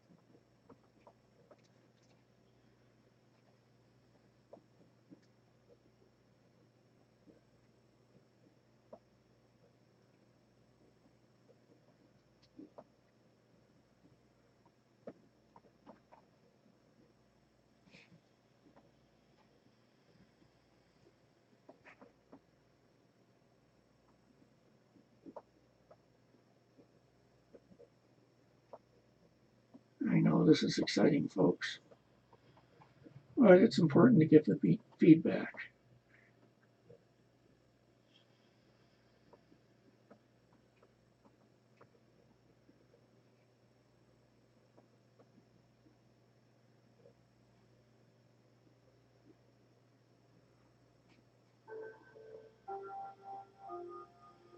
Okay, that's posted. That's updated. And that's the joy of this sort of system, in that as you're going through it, you can make comments on the manual, things you have problems with, what have you.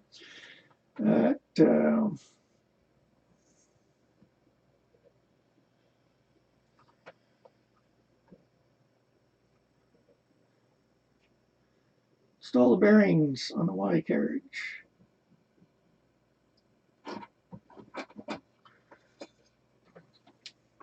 And see the locations.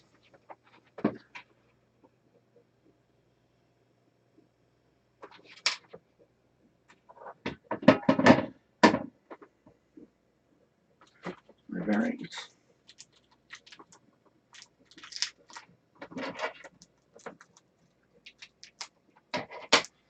Oh, Gus, you can't stay here that long.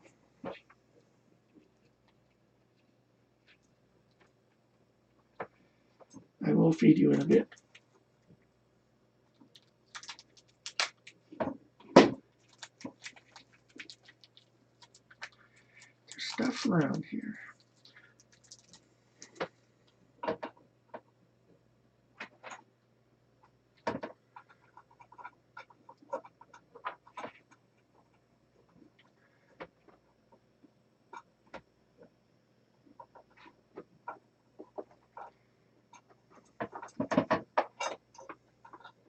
And with my shaky hands, I have to get the U-bolt in. U-bolt.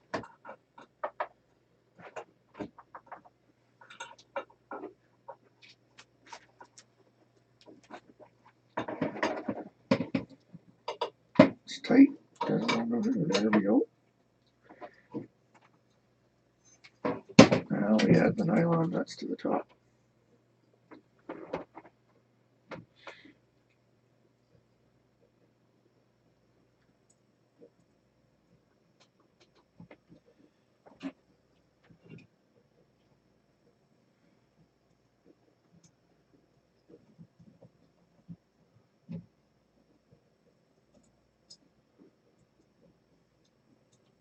Try to go on cross-threaded.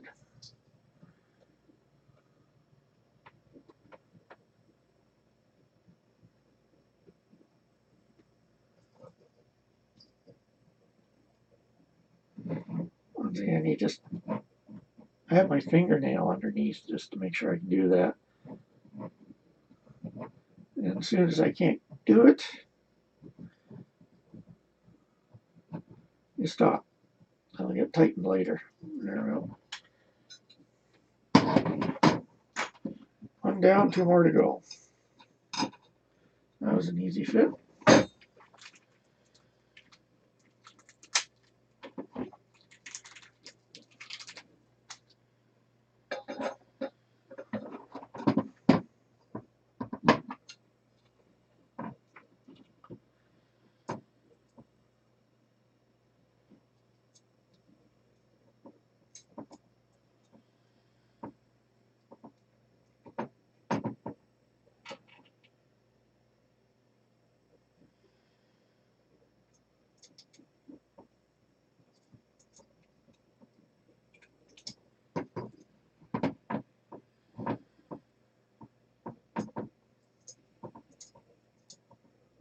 There we go. Didn't want to stop properly.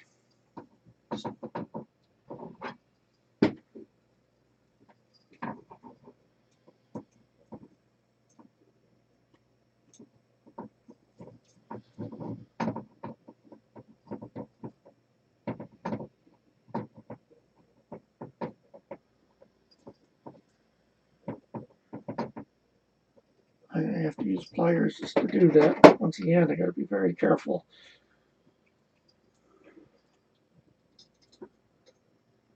At this point, you only want to take it. I got a problem. Pick a side. Make one the top, one the bottom. Go!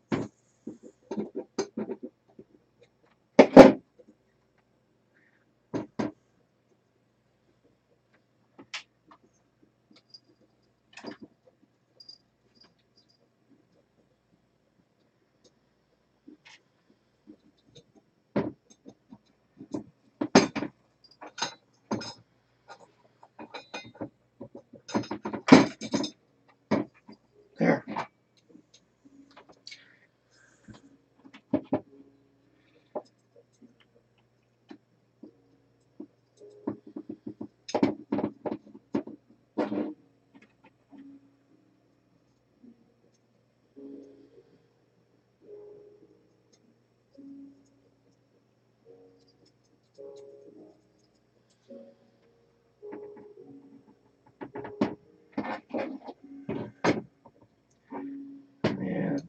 And as I said, I'm doing this just because my fingers can't just hold it.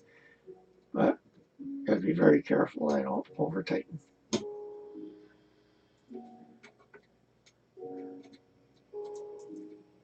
Just getting it up to the plate. It'll get tightened up in a bit.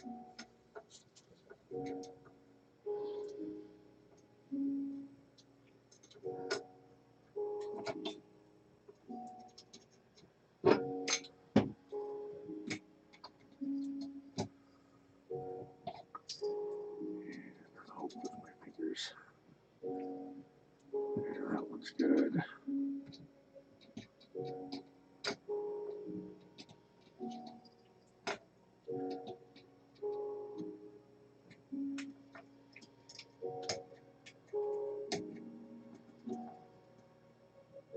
Gus has gotten into something, I don't know what.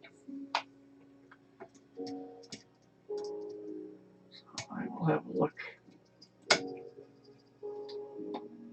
There. Get this over. Check on Gus.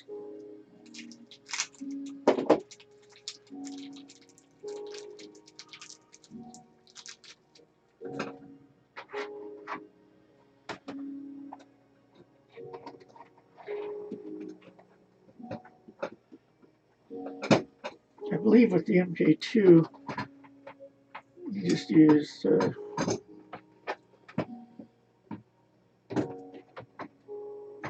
straps to hold on there rather than step over it. Oh, braces. What you doing, Gus? I'm leaving. That's what Gus is doing.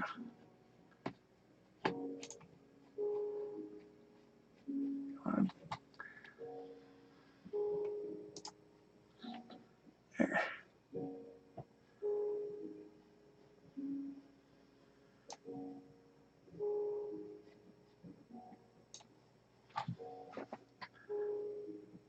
That's interesting. What happened here?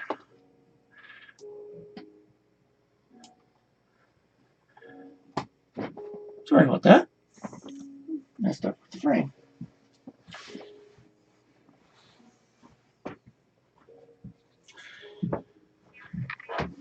All right.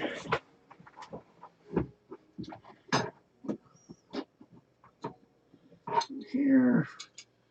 Flip it over.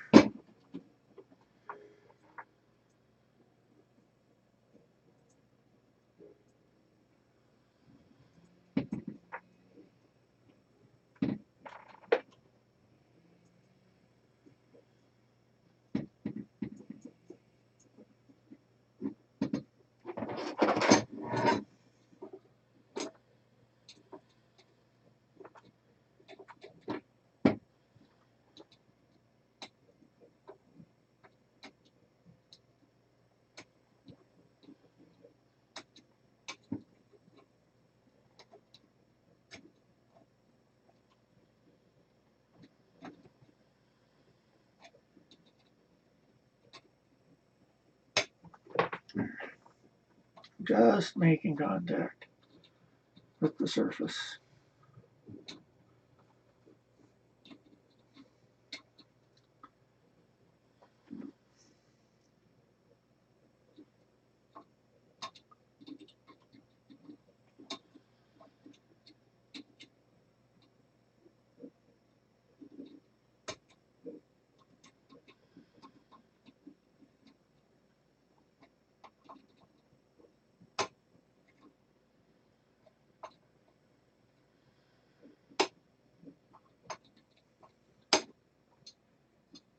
How we doing?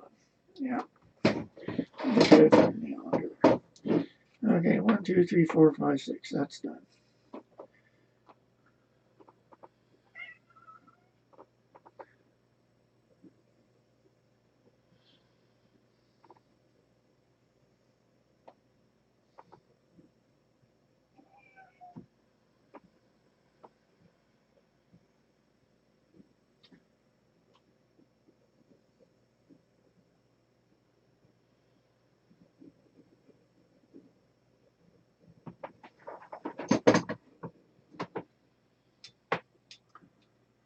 Make sure the bearings are centered. They are.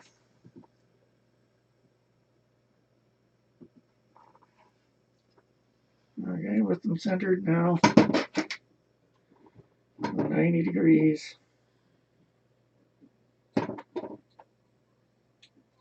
finish the tightening process. 45, there's 90. 45, 90.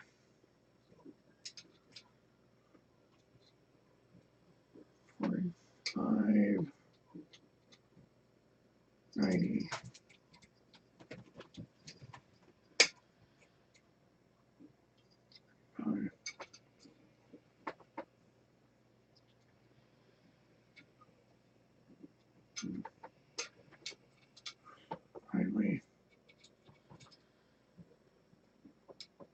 45.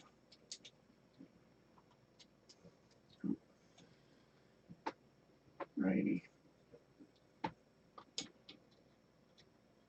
45. 90.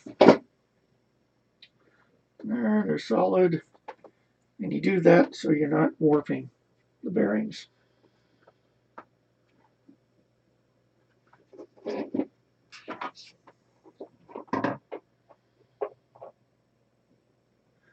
Make sure these teeth are facing the two bearings.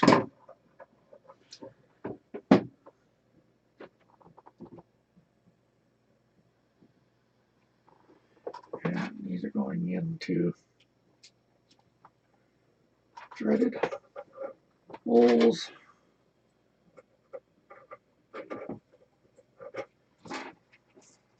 You're doing something like this is always best to get both started loosely and then tighten up.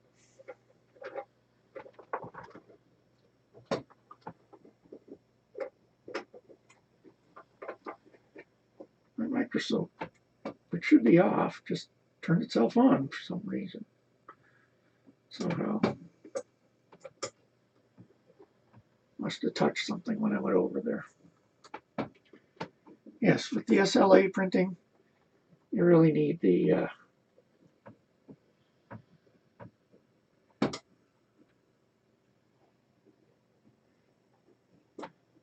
USB microscope to see the detail.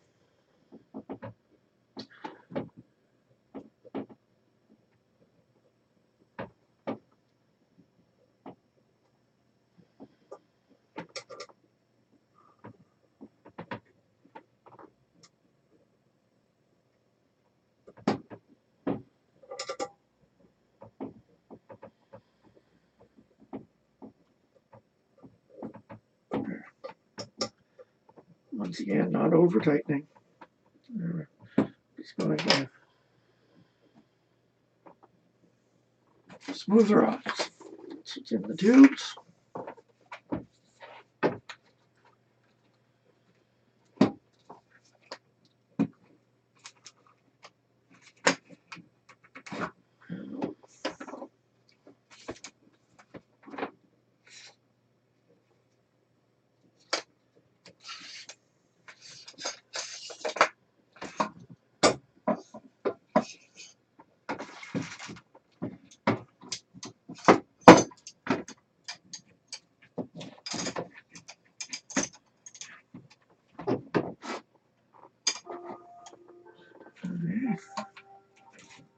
Got one more rod hiding in there. 06. Want the mid-size rods.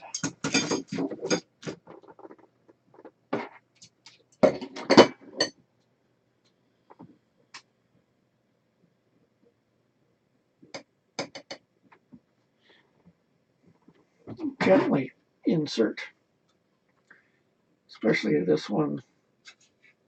If there's a problem with the alignment, it wouldn't go in like that. Went in very nicely.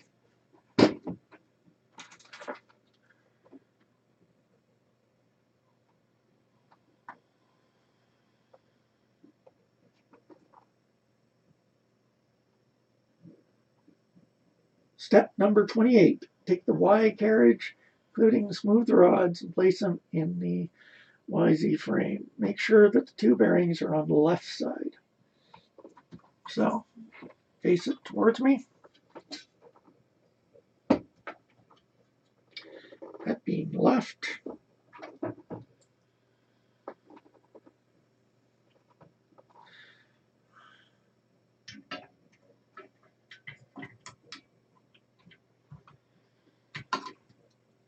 Like so.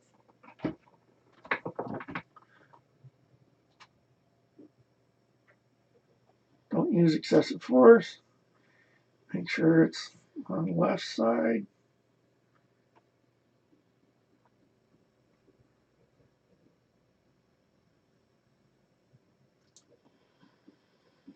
Left is over there.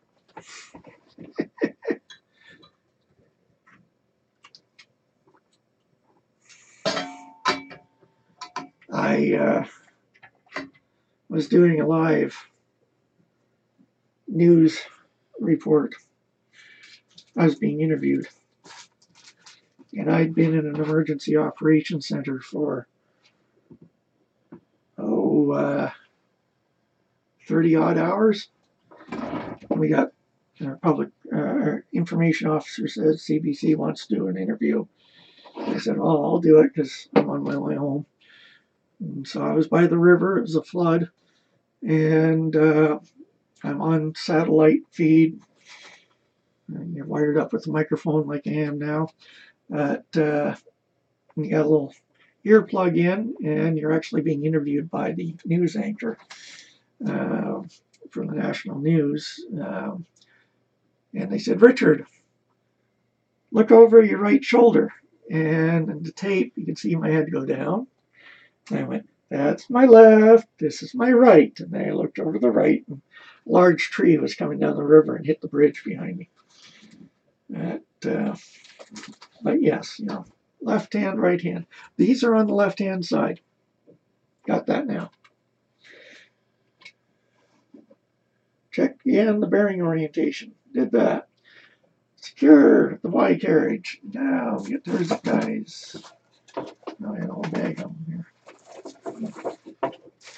What do I do with it? No. See this bag, it's sitting in front of me.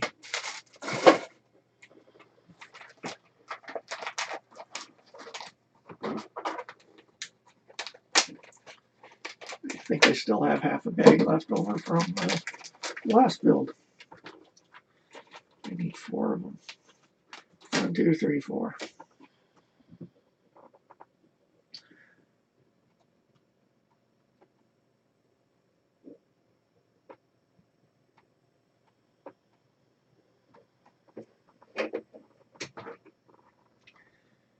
Okay.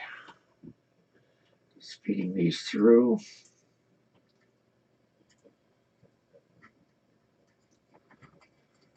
This is something I should think more of during doing my designs. So having slots like this, so you can just put zip ties through.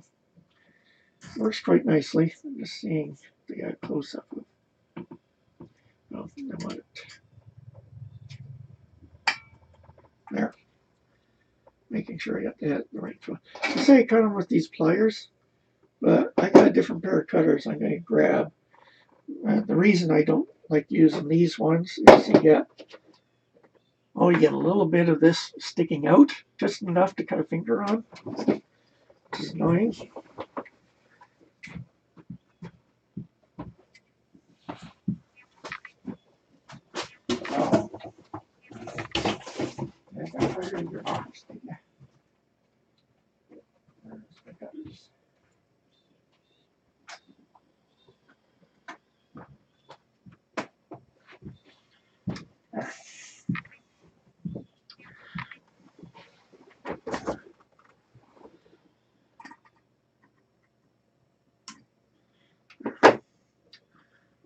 Put a garbage bag over here. There's one.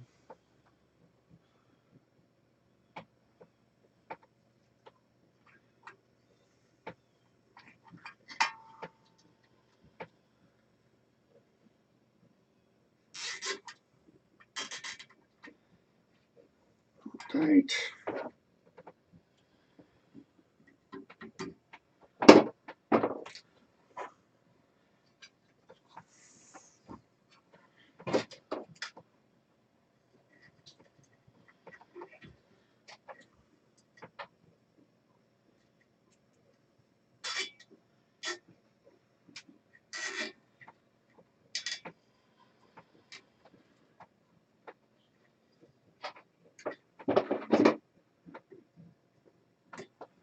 Three.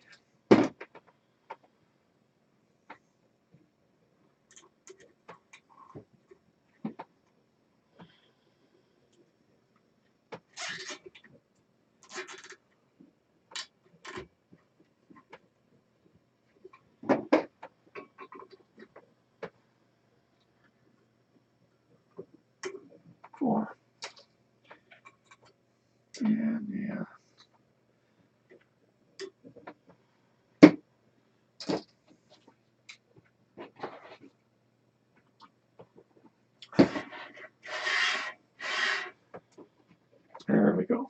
Now on to step 30. Aligning the smooth rods.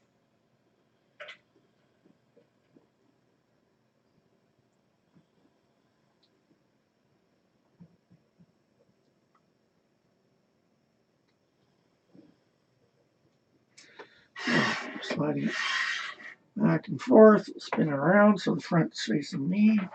No problem doing that. So now it is time to tighten the holders.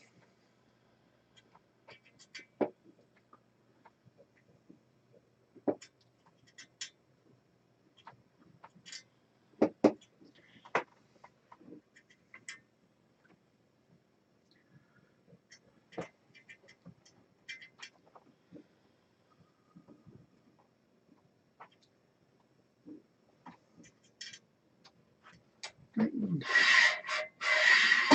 Nice and smooth. All the way to the back.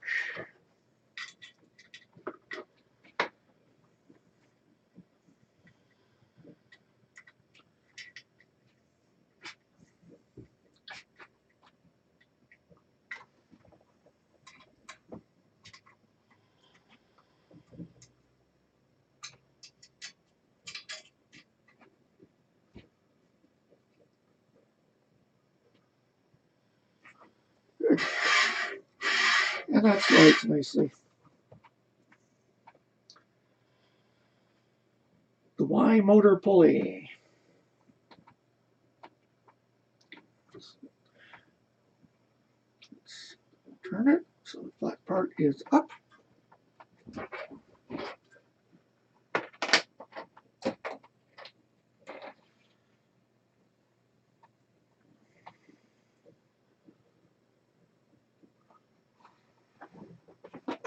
Let's see what we got out here.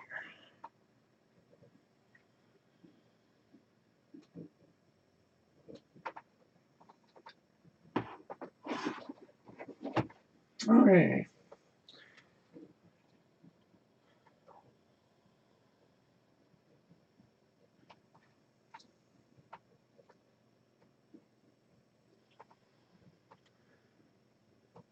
DT6 pulley.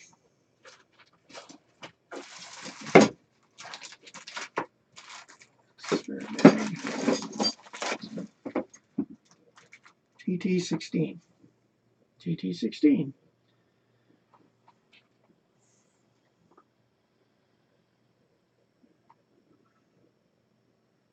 There's one of the screws facing the flat.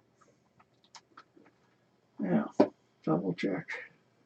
Orientation is correct. It is correct. It is correct. Now, don't press it against the motor, so don't have it in there.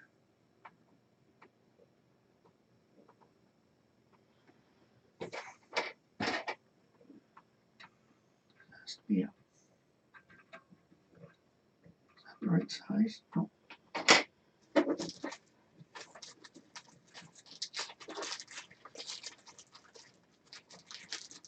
So many sizes to choose from.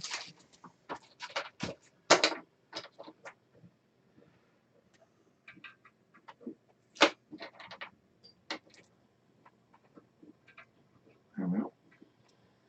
Okay. Facing the flat.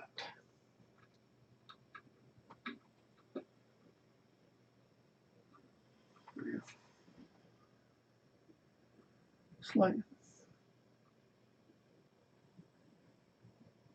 Alright. It's a little bit loose. Don't tighten all the way. Done. Step 33. Y-axis. Assembling the belt. Part 1. Turn the frame on its right side as shown in the picture. You'll need access to the belt holder, idler, and pulley. Right hand. Right.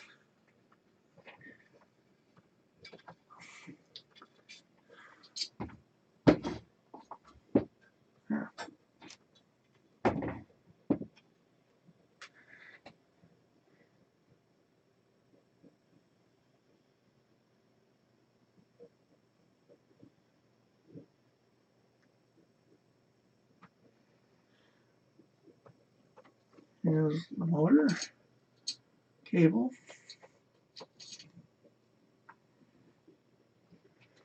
Is the bottom opening in the extrusion.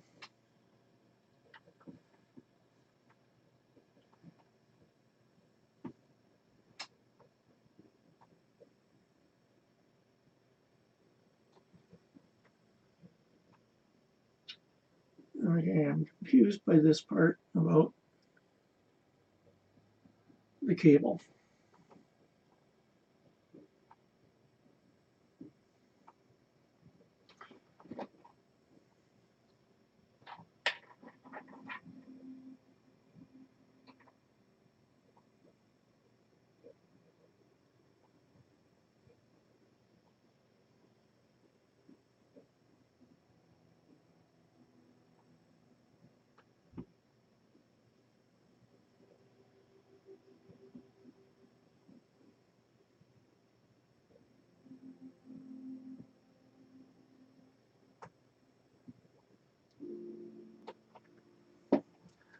Okay, I see.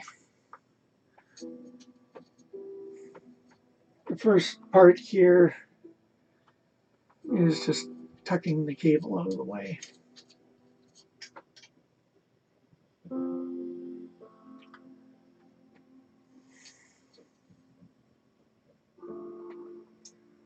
Temporary cable management. He used to tape soccer matches in Calgary. And so in the wintertime, matches are held inside, but the mobile TV unit was outside. So your cables inside were fine, but as soon as they hit the door, everything there was frozen. And after the game, you'd have to try to pack up all these frozen cables. Now, looking for the belt.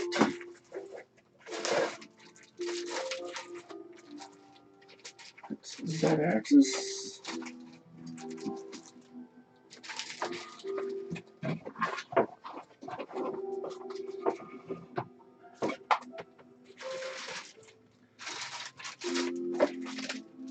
And there's the belt hiding.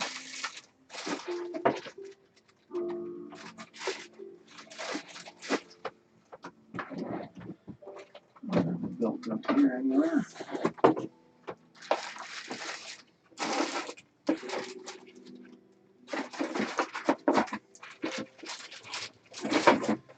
Printed parts.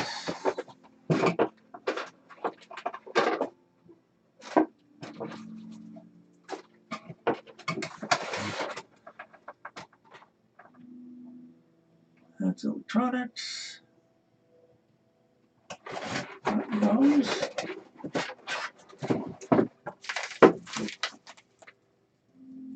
It's the LCD screen.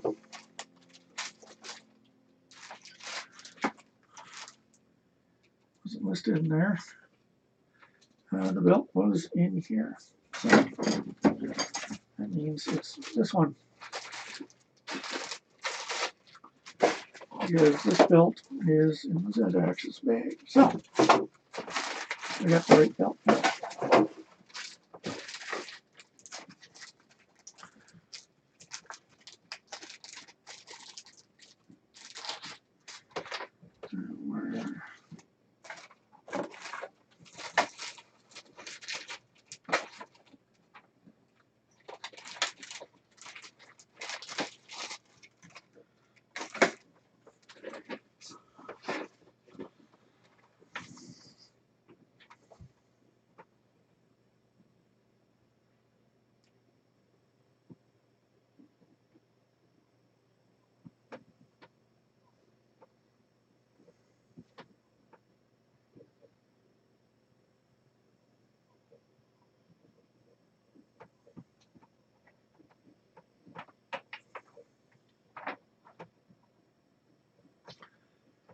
So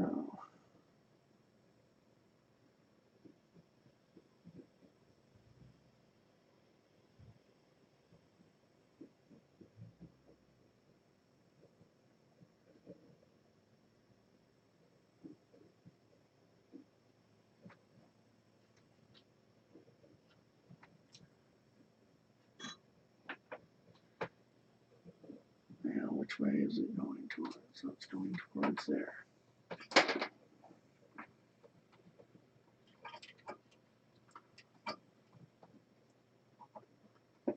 Yeah. What I'm doing, I don't know if you can see this all that well.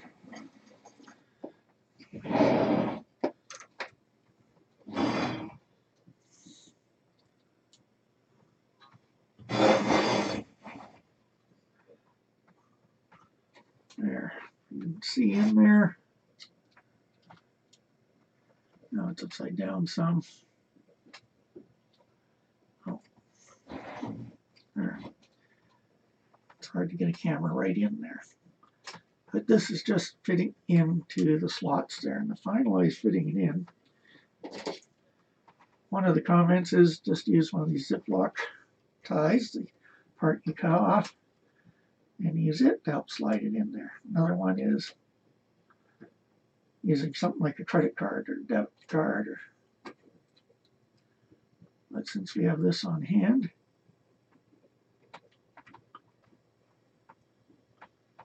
I do my best not to use a credit card or anything. There. Fits in all the way.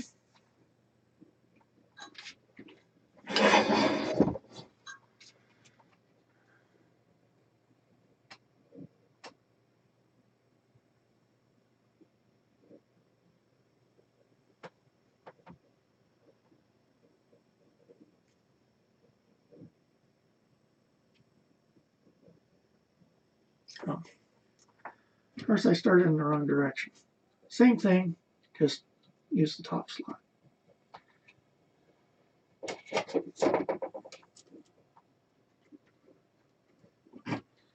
Left, right, top, bottom, they're all the same, right?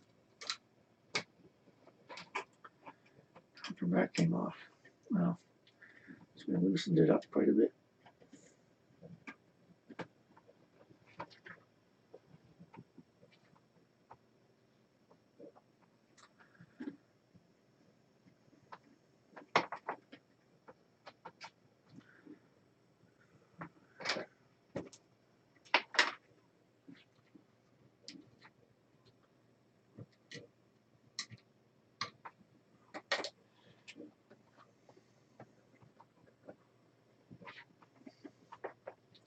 Step 33, part 2.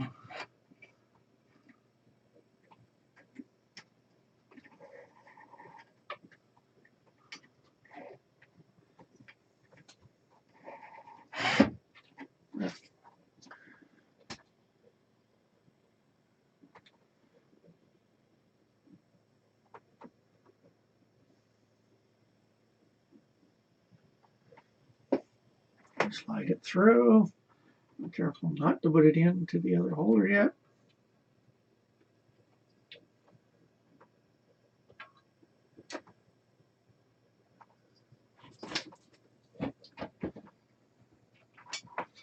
I'm being stared at by 2 cats now.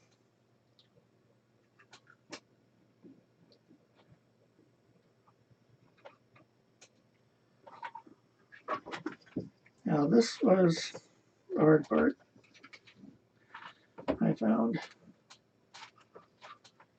Yes, I know, it's your supper time, guys. Let me get this belt on. And I'll go feed all of us.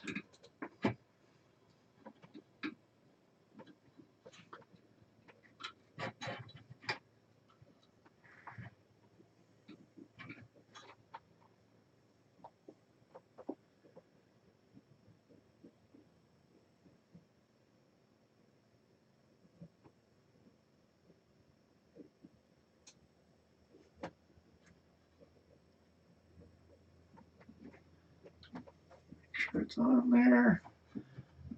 Pull it tight. Say use reasonable force. I'm going the wrong way, aren't I? Oh.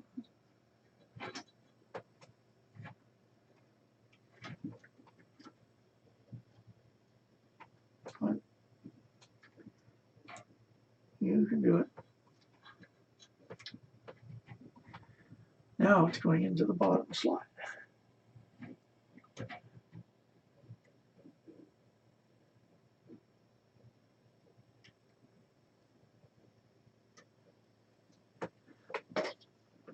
Using the smallest of the Allen wrenches here. Should be tight, which it is, but we'll be tensioning it further.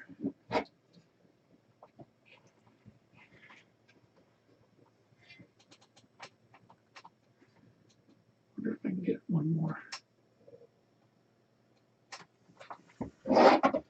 Maybe we'll see if we can get one more.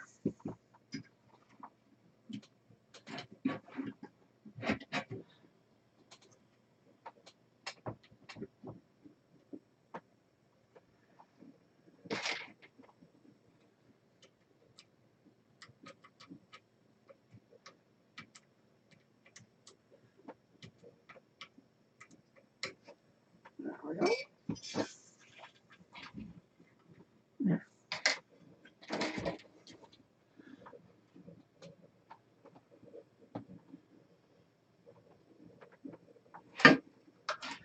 Step number 35.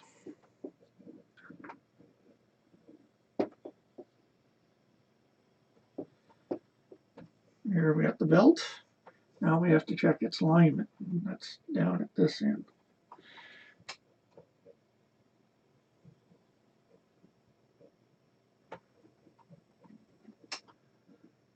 Looking down, they're right above each other, which is good.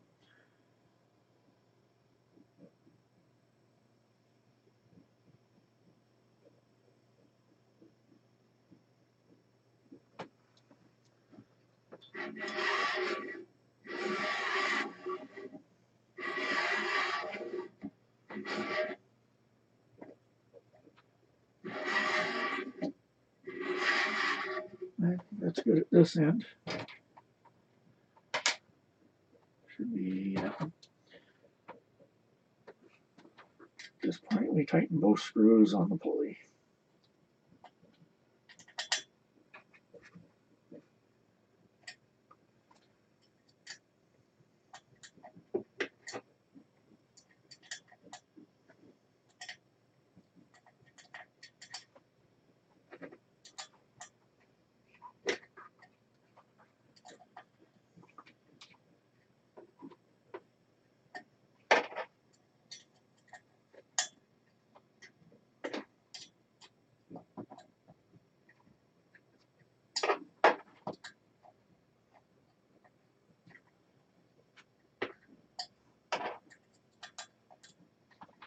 And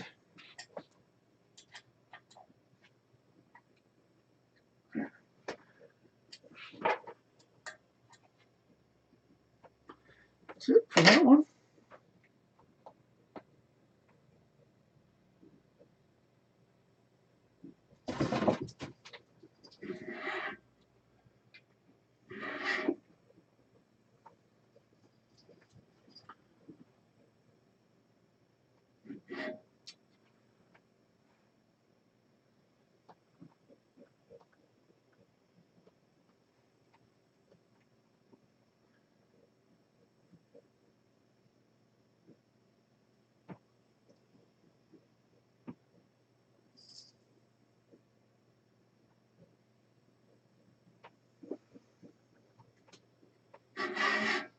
I see what they're talking about here. Saying that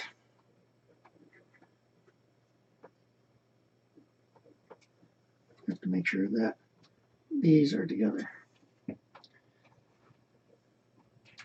How does it look?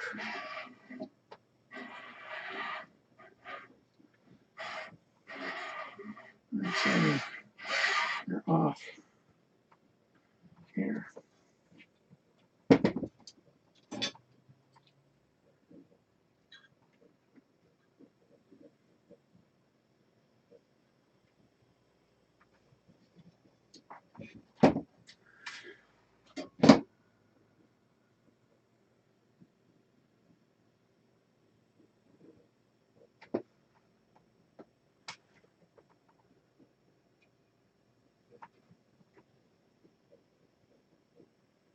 And just checking the tension, step 36. I think the tension's good.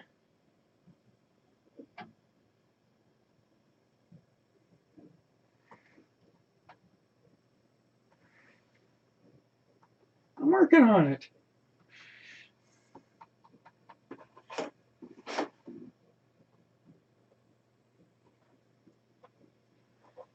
Hey, Martin. It was a good stream today that you had. Long one, too.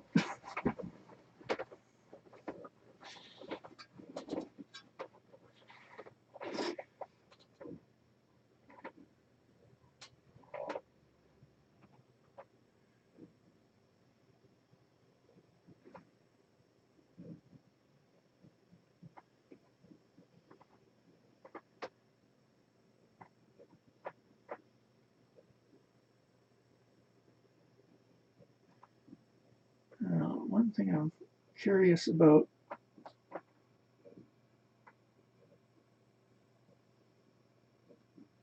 Don't tighten firmly yet. Oh, that pulley. Okay.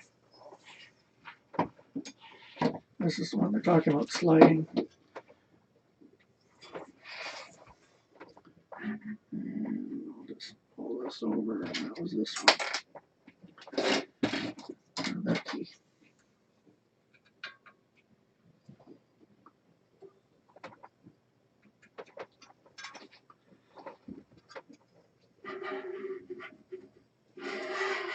Yes, it's definitely not in the right position here.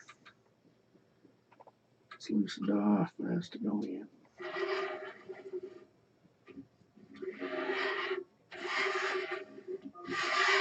Just a hair back. That way.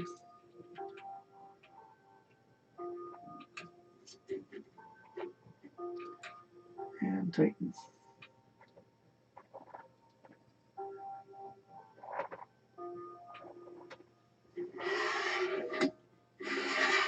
Yep, that's good. Okay. And that wraps up the y-axis. So what I'm going to do is take a short break. And I will come back in about, 45 minutes or so. And then we'll continue on with part 2.